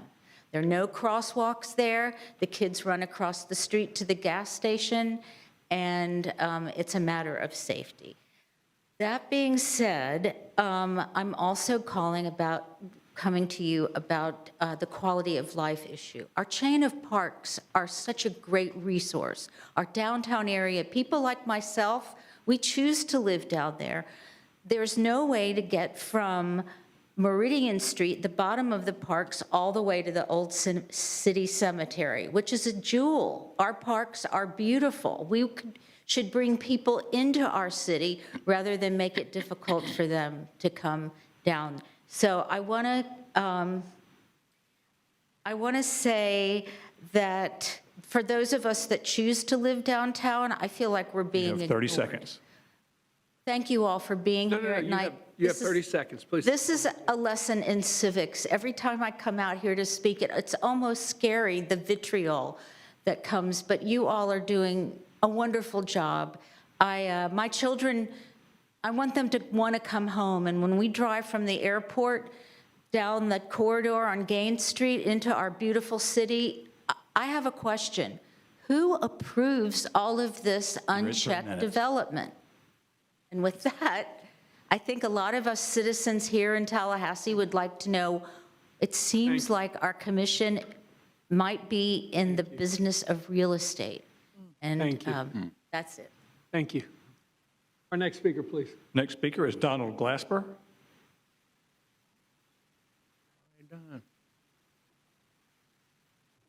Your name and address for the record, please. My name is Donald Glasper. My address, 1001 Clay Street, Griffin Heights Neighborhood Association. You have to, first of all, I want to thank you, Mayor, Commissioner, for this opportunity to come before you and speak on behalf of the Griffin Heights Neighborhood Association. Please excuse my attire. I'm a working man. I've been over in Griffin Heights, actually working, knocking on doors, getting support, having residents to fill out surveys. What do you want to see in this store? How would you like to see it operating? I'm here as an advocate for our association to operate that store. Who knows the customer base better than us? Okay, and that's key. As I look at our investment, tax dollars, dollars that you all have allocated, because in my view, there was not a complete amount of input or involvement from the residents. If we look at it right now, and I go there every day, it's a soft target. And what I mean by that, crime. If you don't get the right people in there that knows these residents, the best security camera that you can have is people. Invest in your people. If you see something, say something. Those guys that sits in the bushes adjacent to them, I know them by name. They know me. They respect Mr. Glassman. That pavilion is an educational jewel. We can teach young people how to cook, how to prepare meals. You're at 30 seconds. How to combat diabetes. I could go on and on and on. But anybody else operating that store is a huge mistake. Give us that opportunity. And please, let me say this. Commissioner Cox has a saying that I love. Excuse me, you're at 3 minutes. A closed mouth does not get fed. That's right.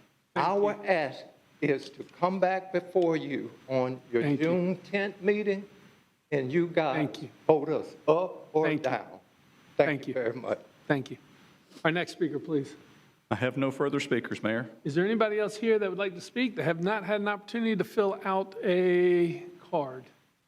Okay, this closes the unagenda speakers item. We are on commission discussion. Commissioner Porter, we'll start with you. Thank you, Mr. Mayor. To begin, I was wondering if anyone could provide a status update on the progress with the Southwood neighborhood that there, I know we're not at the deadline that we talked about, but I'm wondering if there is any status update. I think the first benchmark was the right-of-way with Next Gen, so I'm sure you can speak to it. Sure. Excuse me. And thanks for the opportunity to be here and speak on this. We've our next meeting on this with the interested party or involved parties is tomorrow morning, actually, where we have been working through with from the design phase. Right now, we've just, as of this week, Warbass Consulting is doing the engineering work, finalize where the stormwater will need to go to accommodate this. So working out the details of that to then now follow up and do a detailed survey of that alignment to actually know what that right-of-way dedication is going to look like. So there's been a lot of technical work done between city engineers, design professionals on behalf of St. Joe, who's funding that. And then we've talked through a conceptual agreement with with NextGen of what that right-of-way conveyance looks like. So we have, our real estate manager is really the guiding light on this, but in terms of how we typically do that, which is for any other subdivision, would be have an agreement in place for them to commit to say once the work is completed, then that conveyance of right-of-way occurs, which makes sense from a city standpoint to make sure everything's in place how we would want it before we're accepting that right-of-way. So that has been drafted out and shared with NextGen, and so that they have, a lot of this is making sure that they have an understanding of how this operates. We've also had some good conversations with the lead representative from the CDD. That's important because they manage all the stormwater facilities in Southwood as part of the development agreement there. So they have an understanding of now that we'll be adding a pond, within the greater Southwood area for this small roadway segment, and that they'll be expected to take that, and they fully understand and accept that agreement. So at this point now, it's final, zeroing in on the final design, engineering design, and we're close to that, and then we'll start actually being able to put into place a solidified, detailed agreement that reflects those details. So it's a lot of very good progress. I think we all are there's been a lot of initiative to get to where we are and continue to make that. So I'm confident that we'll be where we are hoping to be within that 60-day window. Okay, thank you. I also wanted to ask, and it might be you who answers, but I don't know, whoever wants to answer. It's my understanding that we've received a petition for the voluntary annexation of property north of Lake Jackson, and I just was wondering if someone could speak to that and what the next steps are, if that's coming back to us, or what to expect. Sure, Mr. Manager. Yes, sir. Thank you, Commissioner. We have received that petition from the landowner, and so the next step will be to bring it to the City Commission at your June meeting. That will be an introduction of ordinance, if I recall correctly. A part of the process also involves notifying the county. Clearly, the land is in the unincorporated area today. Staff has done that, and the county has an opportunity to review it, provide comments if they desire to. But it will be with an analysis on your June meeting. Okay. On point, Mr. Mayor. Commissioner Malley. And just for clarification, that's for property that's not currently in the urban services area? A portion of it. Commissioner, subject to check, a portion of it is in the urban services area, a portion is not. Okay. Yeah, we can have the conversation in June, but it would be highly unusual to annex land into the city that's not even included in the urban services area. Thank you. I don't know that that's the case, but we'll of course include a full analysis. Commissioner Porter, we're on your time. Okay, thank you. And then I did want to just give, I know that I assume Commissioner Matlow has questions about this as well. I was wondering if someone could speak to where we are with the lead hazard reduction grant, if there is an update, and just sort of, talk us through that. Okay. And that's, Mr. Mayor, that's my final issue, so Okay. we can move on if others have questions. Excellent. Mr. Doolin? Mr. Mayor, I'm going to ask Assistant City Manager Doolin to provide the update. As you know, you received an email from Christian last week, I guess it would have been, with an update. He's been very active in it. He's got the latest and greatest. And there's been a lot of conversation with HUD, the various folks at HUD, to make sure we answer their questions. As you know, HUD placed the grant in the high-risk status, and they laid out things that they were interested in and being more comfortable with. And so that's been really a focus area of that. Mr. Doolin indicated, and this is the case when a grant is put into that status, that if HUD is not satisfied, we could lose the grant, which might even involve repayment of funds we've received. And so that's the foundation of what was shared with you. There's been a lot of discussion since. Christian, please share with us the latest. Thank you, Manager, Mayor, Commission. And you asked about the status. So as of last Friday, when the city received the high-risk designation letter that I shared with each of you, it laid out essentially where we are today and where we need to be moving forward. Following the monitoring visit in March and subsequent conversations, requests for more information, they issued this letter. The focus of this letter and the reasons they made the grant high risk are 3 areas. The first is around the outreach approach for identifying units to abate lead. The next would be the question of cost, reasonableness, market analysis, and procurement. And then grant performance deficiencies, as described in the letter. The letter then sets us in a mode, and we're working directly with multiple folks in the Office of Lead Hazard Control to have biweekly meetings. And each one of those will have a report issued to HUD. We'll be providing updates on any subrecipients, vendors, properties, how we're going to change our strategy, for instance, for identifying and doing outreach to identify units to help abate lead, and an ongoing technical assistance from HUD. Since that issuance of that letter, the grant tech representative reached out to Kimball and I, and we've been working over the weekend, and we got them more information for a data request. And this was threefold, well, really in 2 areas. One is in the property manager's official record of when units were being worked. And then the other was around clarification of healthy homes assessments, which are a little bit different than the lead identification in that test. It's a broader test to identify a broader range of health hazards. And those were all conducted and completed in late April. And have been uploaded in the system, but those were the 2 areas. We've answered those in line and provided quite a bit of information. Ms. Betty at Holton Street Apartments, she's the property manager.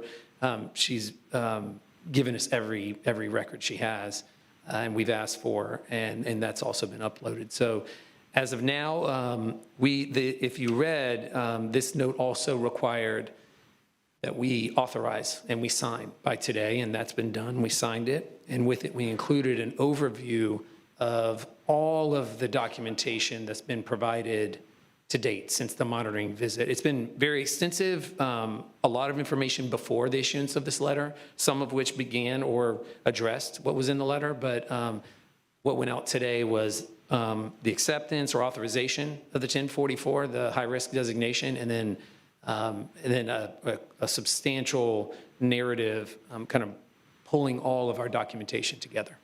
That's the status now. Thank you. Just one question. Others can ask questions as well. I noticed that our quarterly scores had been low for several quarters.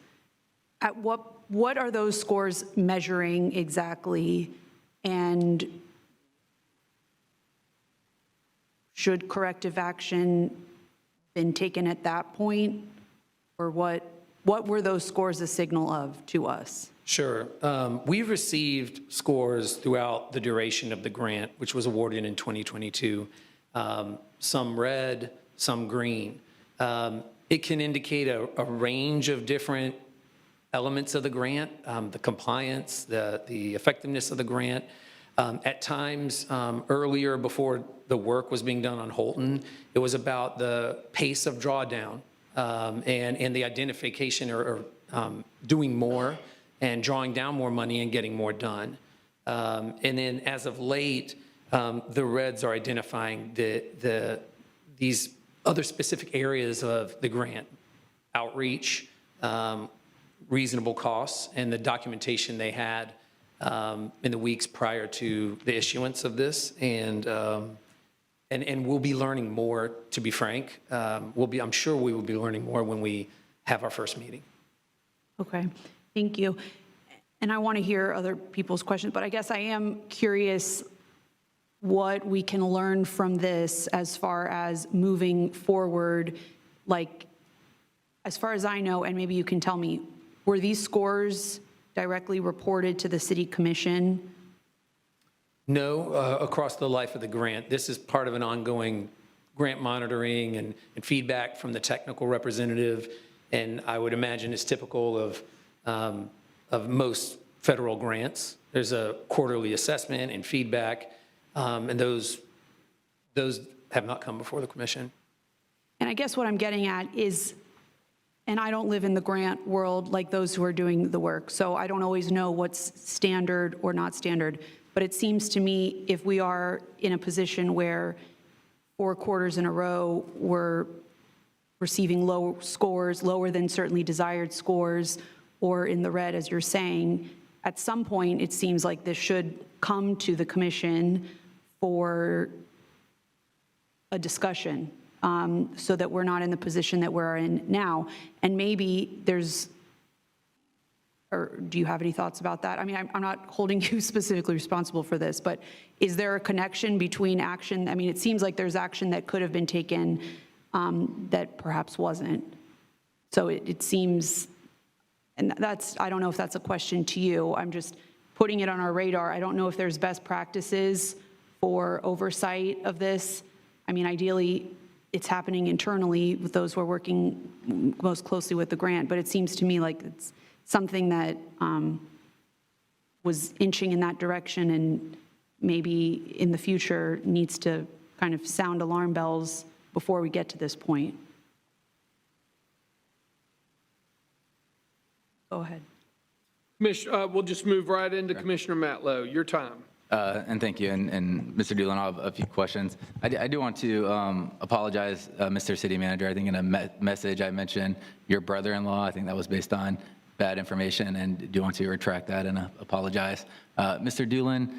Mr. Mayor. Yes. Mr. Mayor. I think, Mr. Matlow, thank you for saying that. The gentleman you referenced is not related to me. I think it's important to acknowledge who he is. I agree. It was really an important thing, and it's really kind of shook him. I'm glad you said this. The gentleman's name is Adam Jacobs. We are not related. He works in the department in housing, and I didn't see it myself, but I do understand it was on social media. Just to be clear, if you're saying that, I think that's important. You say, I think it'll go a long way with him because he's been asked about this, and it's kind of startling to him. I just want to be clear and not drive past that so fast. The gentleman's name is Adam Jacobs. He is not related to me, and it was asserted that he and I worked together in some nefarious way in your social media posts, and that's not the case. Okay, yeah, and I do, and as I mentioned, I'm retracting the statement about your brother-in-law. To my questions on the issue, because Mr. Mayor, he's not my brother-in-law. No, I understand. I'm sorry. I'm not trying to be. He's not related to me. I referenced him as part of this item, and I'm going to ask those questions, but unrelated. I understand referencing it. He was the person who approved these transactions, correct? No, that's a deep, somebody else can answer that. That's smarter than me, but I just want to be clear because he's not related to me. Understood. Okay, you're acknowledging. The record is very clear. Thank you. So, good. Christian, we have $8,400 per door and a multi-million-dollar grant intended to remedy lead-based hazards for where poor children live. So it's very concerning that we've gotten to a point where this grant has played out to where we're in a high-risk status. I saw your email that you immediately suspended the program. So I take that to mean, and would you agree that we weren't following the guidelines HUD had laid out, and that's why we suspended it? The high-risk designation grant is pointing at areas, so they would like us to do a different kind of outreach. They didn't say that we didn't follow guidance by focusing on a multifamily property, but they did say they'd like us to coordinate more with local health and our community partners, and maybe not only multifamily. I can't say that that was not following their guidelines, but they're encouraging us for new and different ways of outreach on that. And I could give more examples of the kind of assistance and guidance they're giving us now. Okay.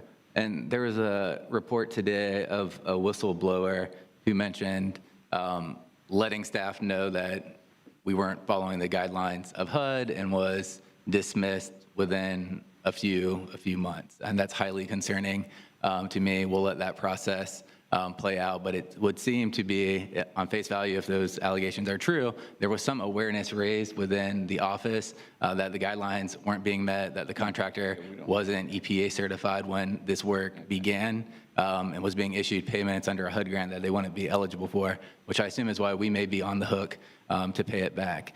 So in your review of this item, can you help us understand where we went wrong? Where was the breakdown in staff in delivering this based on the guidelines of HUD? Yeah, I'd like to address a few things. And I read the article this morning myself. And just so you know, I don't have a letter of a whistleblower, and all of my work with HUD has not been operating with any insight into that letter. They've given us a lot of questions for information, and they do address some of the areas you're looking for insight. And, you know, if you want to drive into any specific one, I'd be glad to talk. I mean, where we went wrong, again, I'm looking at this letter from HUD, and it's talking about outreach. I'd be glad to talk to you about that. Questionable cost reasonableness, the procurement, any of these, I'd be glad to give you more detail. Sure. So can you speak to the certification, the EPA certification of the contractor at the time the work was completed and started? Sure. All right. I mentioned that we've provided quite a bit of documentation. They asked for our procurement process, licenses, and we've prepared a very good overview of that. And I'm going to read a little bit of the sections related to your question about certifications. And the reason I'm going to read this is because if I just try to remember it all off the top, you know, I'm going to miss very important information to give you for your question.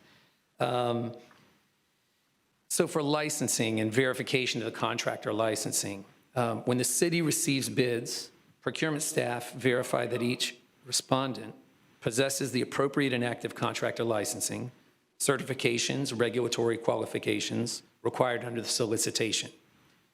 This procurement review includes confirmation of applicable state of Florida contractor licenses. It includes specialty lead-based paint certifications.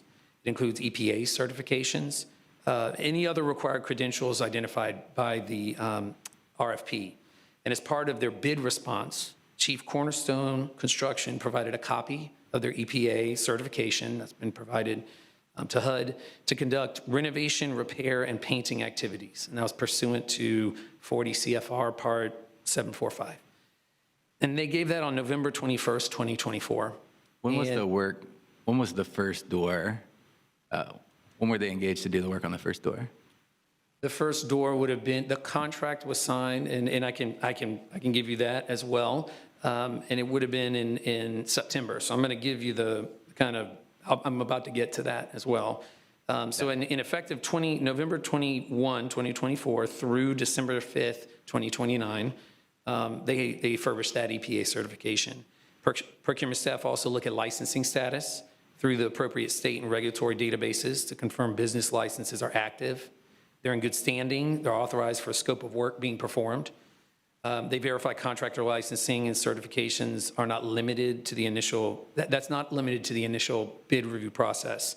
Throughout the period of performance, contractors are required to maintain all applicable credentials while performing work on behalf of the city. Any lapse, suspension, expiration, or regulatory issue, they have to notify the city as soon as possible, rectify the issue. Prior to the start of the remediation work, the grant program manager at the time had another supervisor level certification to provide on-site supervision and training for lead abatement. So that was another certification on our project. And that was separate from the contractor's required certification at the time of bidding. Shortly after that work began, the city notified the contractor on September 17th, 2025, that they needed to complete an additional 40-hour EPA lead abatement supervisor certification. And that was after initial few days of work on doors. Work So was just for- temporarily suspended at that time. Just for clarification, if you'd stop for a moment. Let him finish, Well, Commissioner. Just let him finish his statement. Mr. Mayor, it's on point to where he's at in the statement. It's coming back to you, Yeah, but just so, let him and finish. it's, I'm We're all almost done, listening. Commissioner, for the certifications. It basically, on September 17th, the work was temporarily suspended in 2025, and then the contractor completed the required training on October 3rd on 2025, and was thereafter allowed to resume work. Okay. So how did we get to a point where a contractor without the required certification is doing work under this grant in September without the certification until November? How did that get approved through the city? All of the everything that was in the RFP, all required licenses and all. In November, you said in November, the RFP? November would have been 2024. Sure. Right. Procurement reviews. We get into the work. Our program manager had a supervisor level, and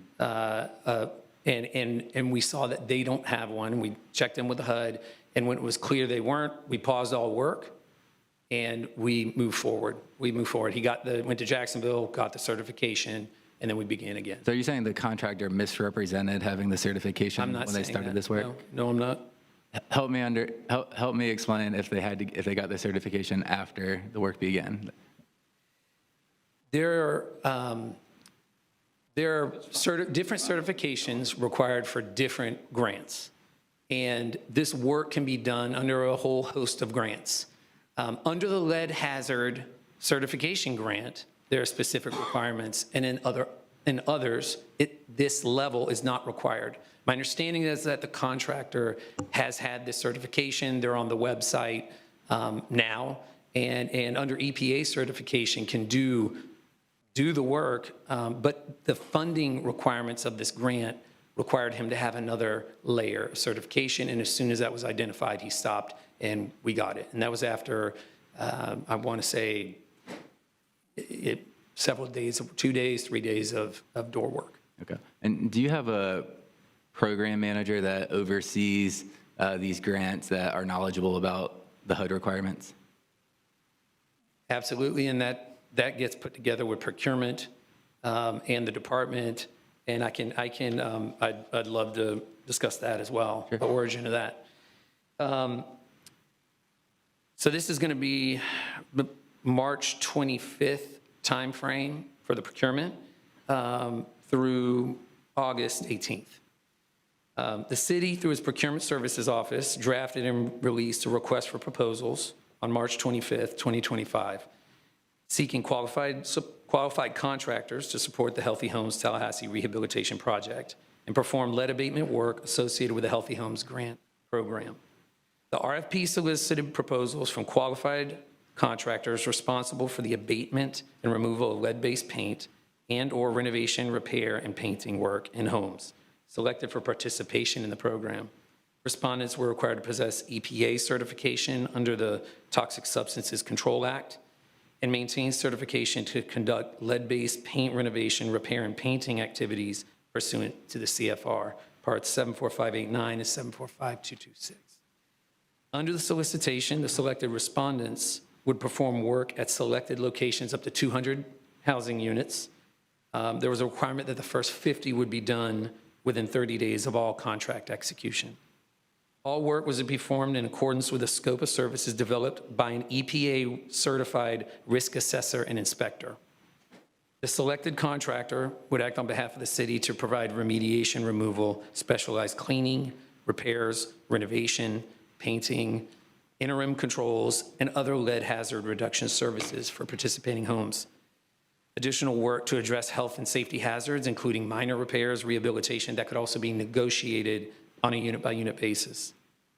The contractor was required to furnish all personnel, equipment, material supplies, subcontractors, disposal services necessary to complete the work, including remediation of lead-contaminated paint, dust, soil hazards. The respondent was also required to maintain all applicable EPA, DEP, OSHA, and state of Florida licenses, certifications, and training for lead-based paint abatement and RRP, which I mentioned is the renovation, repair, and painting, supervisors and workers, including a current Florida contractor's license and specialty lead-based paint license throughout the duration of the contract. Additionally, the contractor was required to maintain continuous communication with city staff regarding scheduling, reporting, and resident coordination, develop and implement standard operating procedures suitable to the department's program requirements, and obtain all required permits and regulatory approvals from the city, EPA, OSHA, and other applicable agencies. The primary scope of work initially focused on remediation of lead-based paint at both 2500 Holton Street, this is in the RFP, and 503 Palm Beach Street. Those properties were identified based on emails, notices sent to the community, and also their expressed interest in the city's housing services, including this lead-based paint money. The respondent was required to perform all work in a timely manner in accordance with project-specific specifications, provide a firm fixed price, a schedule for each assigned property, and identify daily work areas and anticipated project timelines. Based on the lead-based paint inspection and risk assessment findings, the selected contractor would perform applicable lead hazard reduction activities, including paint film stabilization, removal of lead-based paint, replacement and disposal of contaminated building components, enclosure of lead-coated surfaces, and HEPA-filtered cleaning of impacted areas to remove paint chips and lead dust hazards during the actual work. The RFP closed on April 14th with 15 firms viewing the solicitation through the City of Tallahassee procurement portal. And of those 15, 4 were identified as construction-related companies. Those included Chief Cornerstone Construction, Hers Development, Prism Painting, and Thomas Line Stripping, LLC. Procurement staff also conducted direct outreach efforts prior to and following a mandatory pre-bid meeting and sent vendor invitations directly to both Chief Cornerstone Construction and Simpson Environmental Services. That was through Bonfire. Ultimately, one responsive bidder, Chief Cornerstone Construction Company, attended that mandatory pre-bid meeting, and they submitted a responsive proposal on April 13th, 2025. Chief Cornerstone Construction Company is listed on the EPA's Registry of Certified Lead Professionals authorized to perform lead renovation, repair, and painting services. The contractor provided a copy of their EPA certification, as I mentioned before, and it was valid through December 5th, 2029 as part of their bid response. Prior to awarding the single respondent, procurement services staff conducted additional outreach to firms that viewed the solicitation but elected not to submit a proposal. As documented in the one bid justification form, another form I gave to HUD, Hers Development, Martin Robert Construction, Mills and McKinnon Contractors, and Simpson Environmental Services confirmed their decisions not to submit responses. The evaluation committee then reviewed and confirmed their decision, reviewed the single response and was advised of 4 options. So the committee had 4 options at that point because they have a single bidder. The first was to make an award. The second would be to delay the award to seek out clarifying information. The third would be to shortlist the vendors for oral presentations or reject all proposals. The proposal was evaluated, and the evaluation committee elected to award to the sole respondent. Following the evaluation committee review, outreach to the other non-responsive firms, review of the single submission, and consideration of preliminary quote obtained from another EPA certified professional, the city determined that Chief Cornerstone Construction and their proposal was acceptable. As a result, the city issued the notice of intended decision and a recommendation of award. The City Commission approved the procurement process and the selection of the contractor on May 14th, 2025. A contract was subsequently executed with the Chief Cornerstone Construction in August 18th, 2025 for $2.38 million, and work then commenced in September 2025.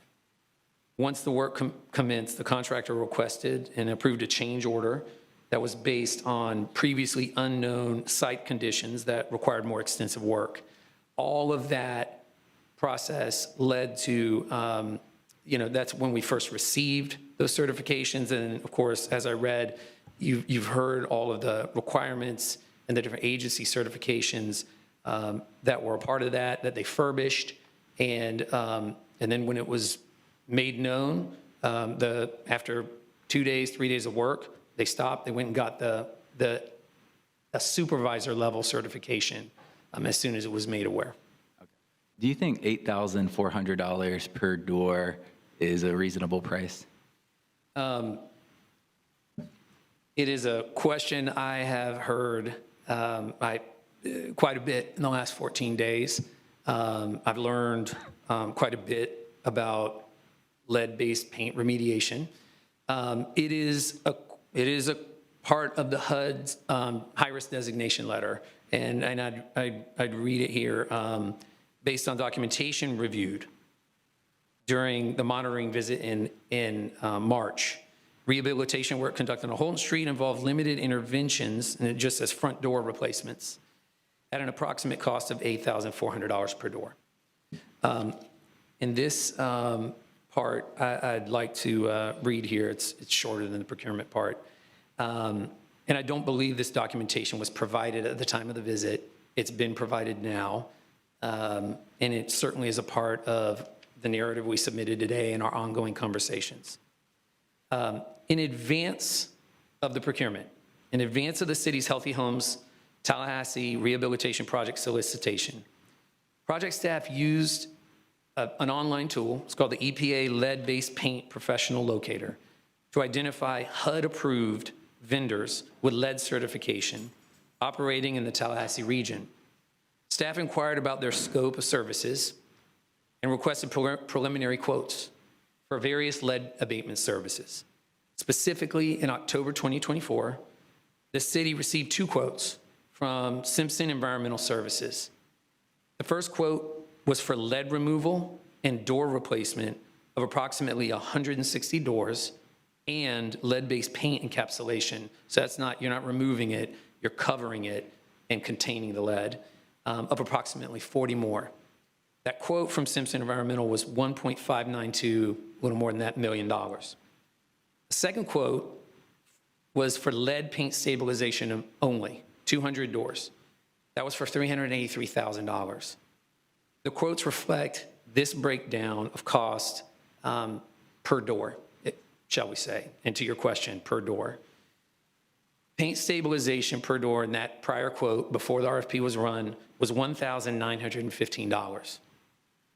Lead removal and door replacement, based on that other firm's quote, was $9,474.59 per door. So that effort, through that effort, the city gained a better understanding of the anticipated scope of what they would put together for RFP and costs, which informed the development of an RFP. Obviously, you've heard we fully ran a competitive solicitation. It resulted in a cost that was less than the quotes that we received off of the EPA's online tool. And so to your question, I would answer it, it is the cost, and it's a cost that has the context of a quote and a competitively run solicitation. And we will be, this has all been provided to HUD, and we will continue to talk to them about this. Okay, and I appreciate that. To me, that is an absurd price per door.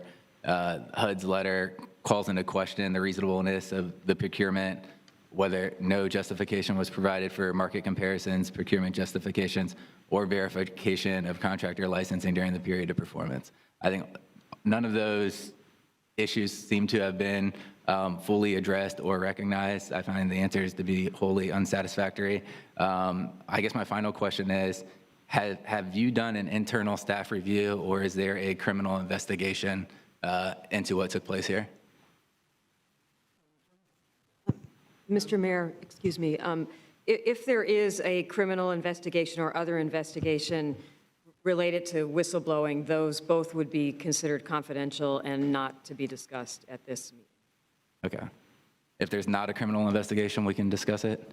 Madam Attorney. I don't think it's appropriate to acknowledge or not acknowledge whether there is a criminal investigation. Okay. Thank you, Madam Attorney. Thank you, Mr. Doolin, for what it's worth. It's clear we need a lot more information about what happened here. I'll move on to my next item.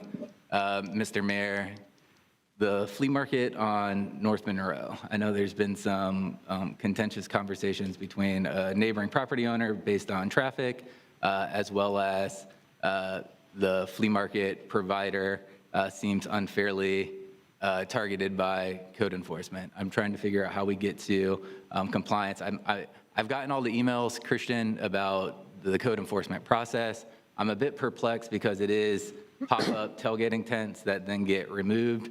I'm not sure how that's similar to farmers markets we have in Frenchtown and around the city, how this is different, but really my question is, how do we get to where we need to go? I think we all want to see the flea market to be able to operate within the bounds of what they're trying to do, not impact the neighbors, but can anybody explain where we're at and then how do we get to that solution? Mr. Mayor, let me ask either Mr. Reddick or Mr. Doolin to lay out the process. This has been before the code magistrate. The required steps are clear, and so, John, tell us where we are and what the steps are that need to be satisfied by the operator. Sure. Thank you for that question, Commissioner. We've had a lot of recent conversations with the operator. I know the code enforcement action is technically against the owner of the property.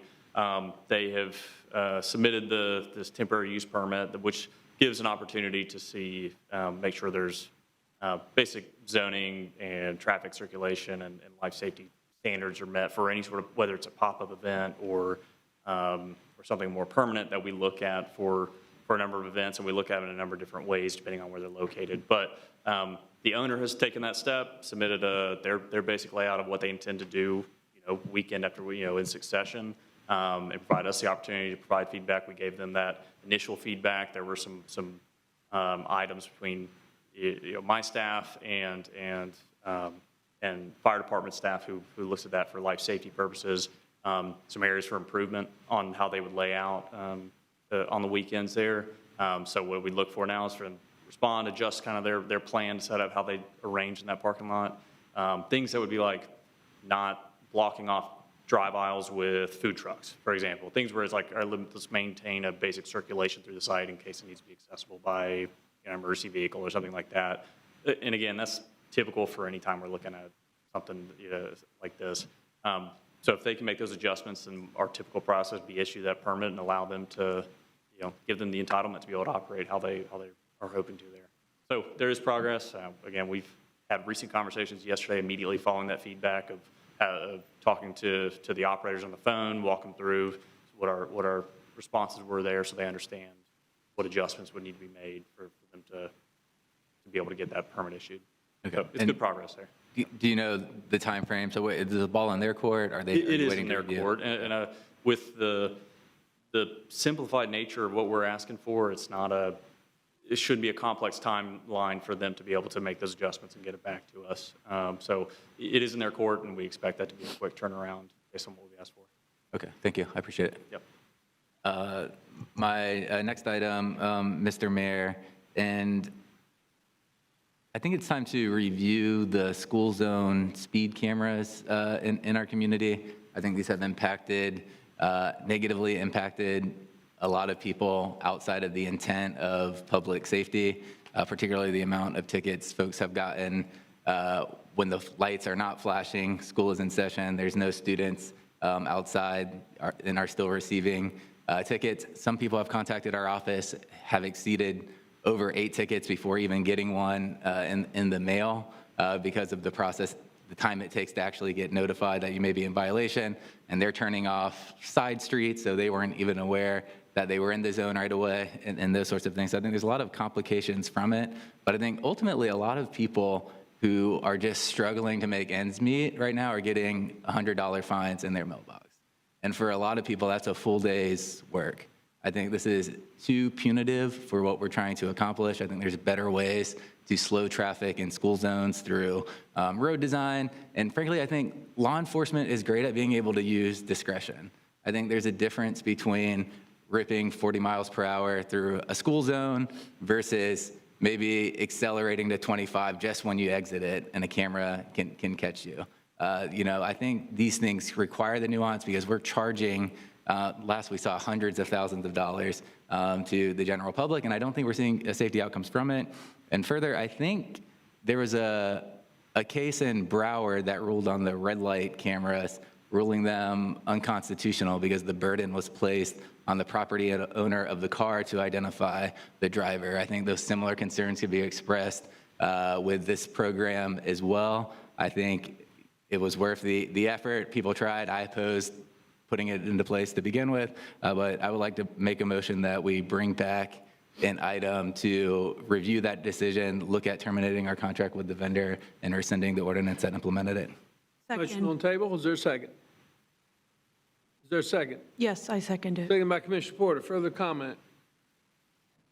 I, for one, want to encourage everyone that is within the sound of my voice to slow down during school zones when school is in session. Yeah. I am happy with the camera program, and I will be voting against the motion. All those in favor of the motion signify by saying aye. Aye. All those opposed? Nay. Aye. The motion fails 3-2 with the mayor, Mayor Pro Tem, and Commissioner Williams-Cox in dissent. Please slow down in school zones. Let's be safe, folks. Commissioner Matlow, you have the floor. Thank you, Mr. Mayor. And final item, Mr. Manager, we heard from folks from Griffin Heights today. Can we get an update on the process of that, where we're at on it, when it'll come for city review? Mr. Mayor, Commissioner Williams-Cox has been at the tip of this spear way back to when there was a decision to build this facility. And if you wouldn't mind, Commissioner Williams-Cox, can I toss that ball to you just to give an update from your point of view? Absolutely. Thank you, Mr. Manager. Commissioner Matlow, those individuals who were here today were here because of the meeting that I had with them last week with staff to look at the possibility of the neighborhood association actually running a store. We have met with them on probably 2 or 3 different occasions at this point. And staff is looking, they've asked us to pause the RFP process to give them a chance to put some things together, see if it's something that could be viable. And I believe staff has reviewed what they've sent. You heard them talking about it today. They are reviewing what they sent. They're providing a list of questions and any deficiencies so that they can get a good feel for whether it is something that they can do or not. You heard Mr. Glasper say that they're going through the neighborhood because what is happening is that there is all the funding is money from the Neighborhood First program. There's no other source of funding that has been identified. And so they're working with people to try to figure out if they can readjust the budget that we approve for them to move forward with. So they're going to go back to their neighborhood to try to get buy-in to make that change, and then they will bring it back to us to see if it's something that we can do to allow them to be able to have the funding reallocated to do what they're trying to do. It has been expressed to them that the store is finished, and he said it's a soft target. We've got to get that store occupied and get it activated. And so staff is reviewing what they have provided and to see if it's something that may be a viable option. And then if not, like he said, they're going to come on June 10th to bring their information and to vote up or down. We've got to get the store operating before it does fall into bad hands. So that's where we are. Like I said, we met last week, and they're doing their work to try to make the case for the community to do it. I will say that I got a call just today, just before this commission meeting, from a member of the neighborhood, a member of the CAT team, who has some real concerns about whether they are going to be able to do this or not. So there is still some discussions to be had within the community, but likewise, our staff is looking at it to see if it's viable, and if not, the RFP process will continue to find someone to operate and run that store. Commissioner Matlow? Thank you, Mr. Mayor, and thank you for that update, Commissioner Williams-Cox. I think that's very helpful. I would like to see us, one second. I would like to see us discuss this item more. You know, I have not privy to the proposals by the neighborhood association, but I do think we should figure out a way to bring this store to fruition in tandem with the folks in the neighborhood, whether that's in partnership with the city directly and guiding the way, putting up the guardrails and the training necessary to put it into place, and then or bringing in the experts to help stand up a new facility.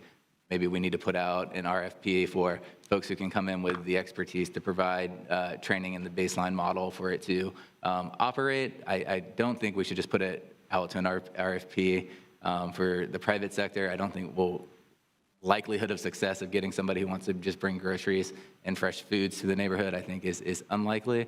So I'm looking for, ways we can explore.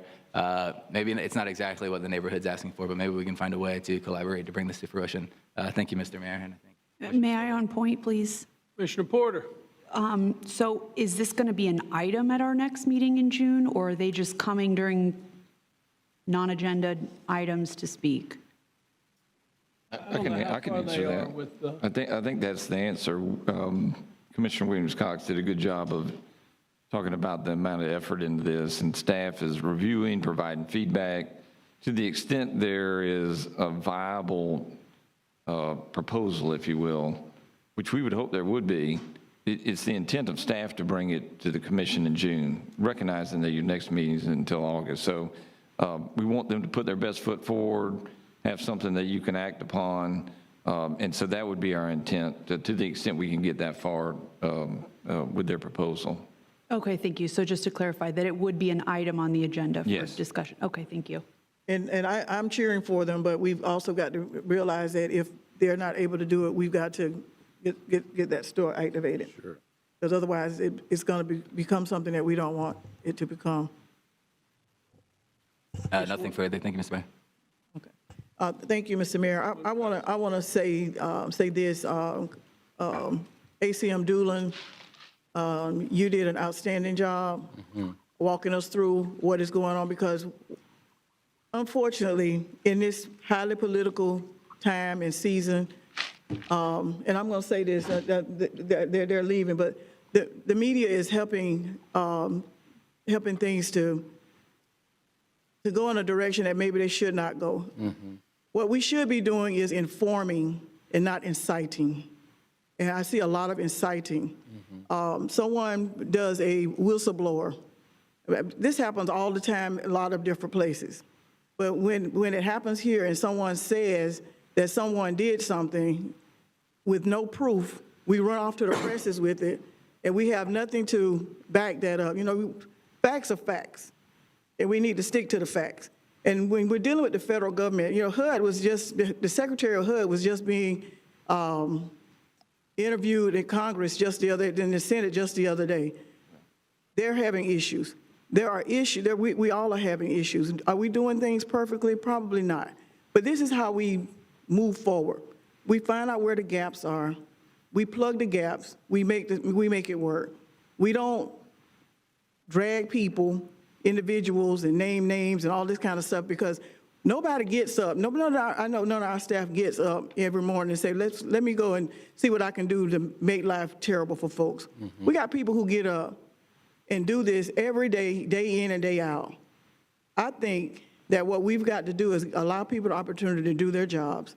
We got to allow HUD an opportunity to do their job, because HUD didn't say they were investigating us. It was an audit. It happens all the time with grants. It was an audit. And in an audit, if there are findings, they tell you what the findings are and give you an opportunity to respond to them. But we've already gone to the investigation. We're talking about criminal activity. We got people relating to people they're not relating to. They've got people doing stuff and saying stuff. We're making accusations and destroying people's reputation with no proof and no cause. He here without seeing, cast the first stone. We all could do better. And I just wish that we would do that before we go to social media and start blasting people, that the media would stop, just do the hard work, dig deep. Find out, and if you don't know, don't say. People who know are not talking, and that people who are talking don't know. But it is imperative that we talk about a divided commission, a divided city. Well, let's do our best to make it unified. Let's stop dragging people, and let's treat people as professionals. Our staff, highly trained, highly skilled, highly experienced, is doing this work. And so I appreciate you, Doolin, ACM Doolin, for coming and sharing with us the facts of what HUD said, what they asked for, what we provided. And every time they ask for something, I know you're going to give them what they asked for. And if HUD wanted to shut this down, they could have done this already. But when we realized and you said this just now, that when the contractor needed an additional level of certification, work was paused while they went to get that level of that work. I know this contractor, and I know the family, this small business. I know them personally, and they are not doing any criminal activity of trying to make a living. If you look at what they've done a lot of work in this community, not just with us, but with the Urban League and with other folks all over the place. Who wants to risk their reputation and their job for something like this? Let the whistleblower process do what it does. I know that the attorney is speaking to the media, and the people are gravitating, but I encourage us to practice some restraint and let the process play itself out.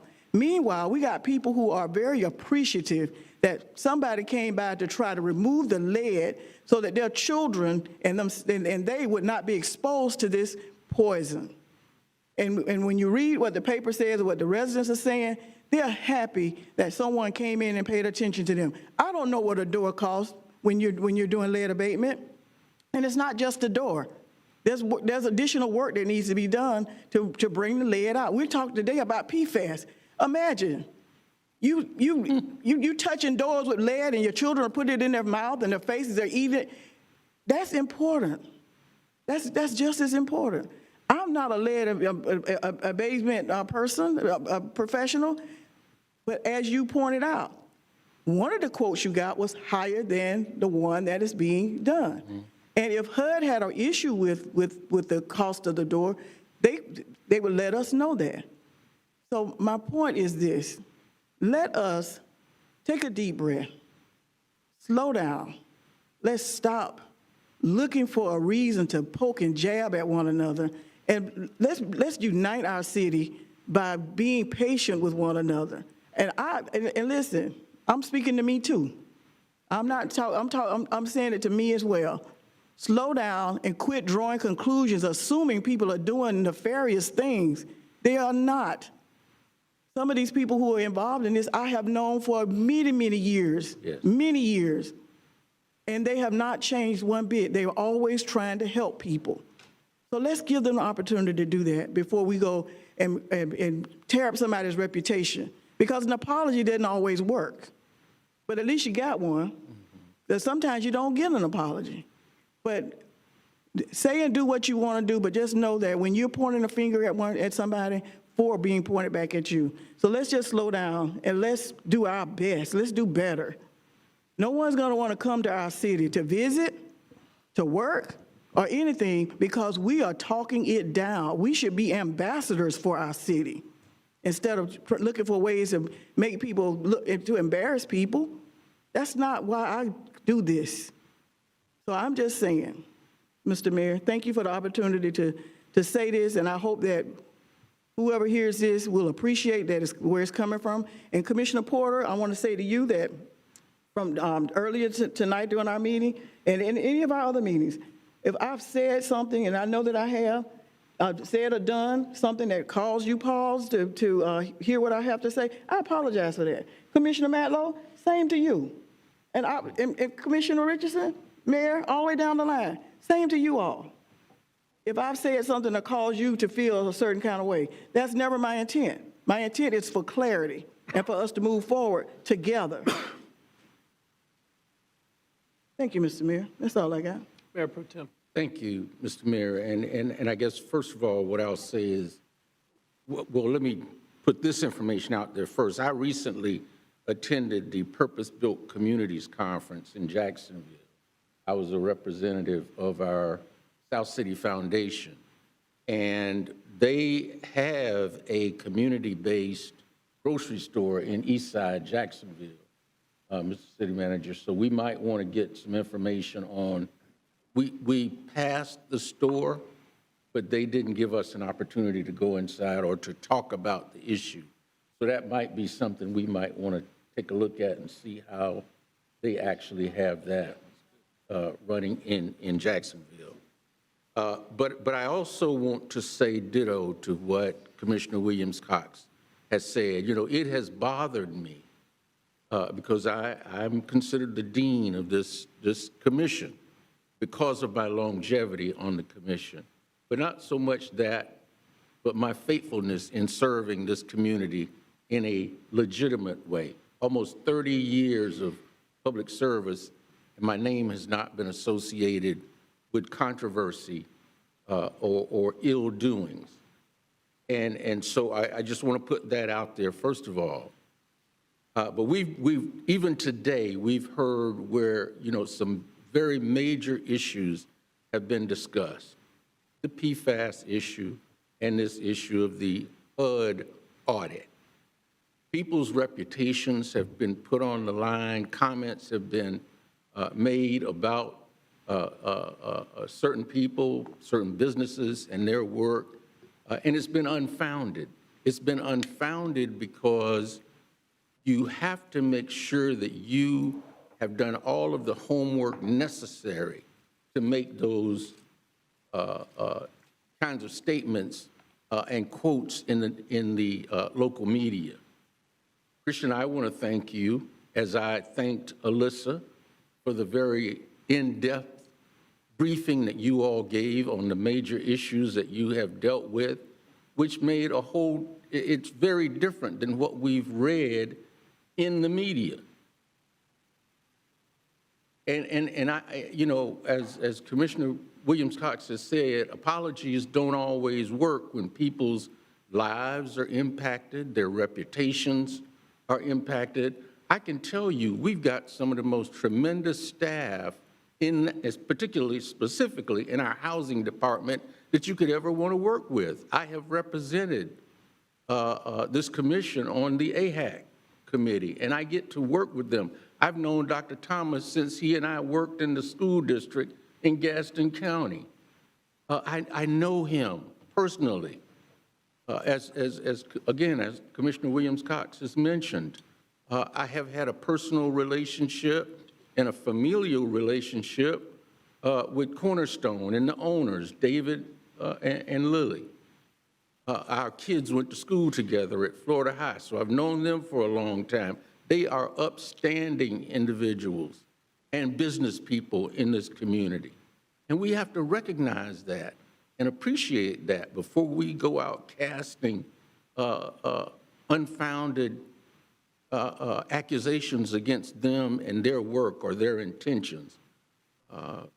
And so I would just caution us as we go forward to make that the way we go forward, is we get all of the information that's necessary to make those kinds of statements and decisions. And so I will leave that where it is, and I hope that it doesn't fall on deaf ears, that we need to make sure that we're totally briefed before we get out there making those kinds of statements and questioning, bringing people's reputations into question. Mr. Mayor.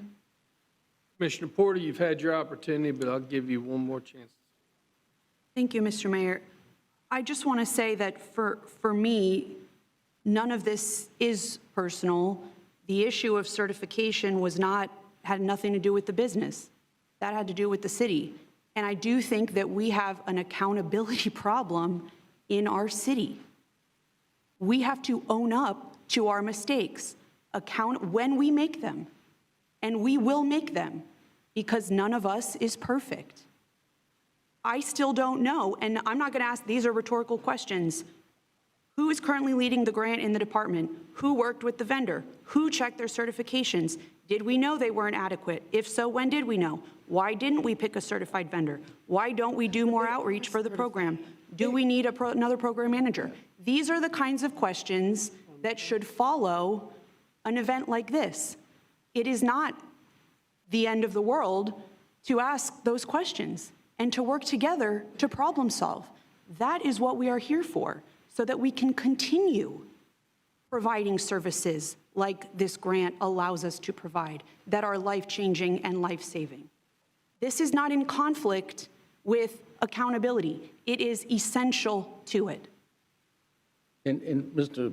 Mayor, what I can say is I go to staff, Commissioner Porter, to get that kind of information before I go to the media with quotes and putting information on social media, I make sure that I have all the information that I need to make those kinds of decisions or to put that kind of information out there when I'm asked to quote. And so that's all I'm suggesting, is that we all do that. We get with staff and we get this information before we make statements in the public on social media or in the newspapers or media.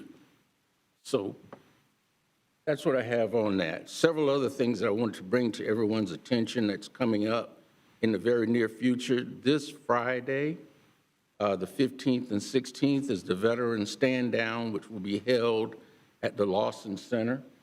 It's an opportunity for the community to come together and provide information and services to our military veterans.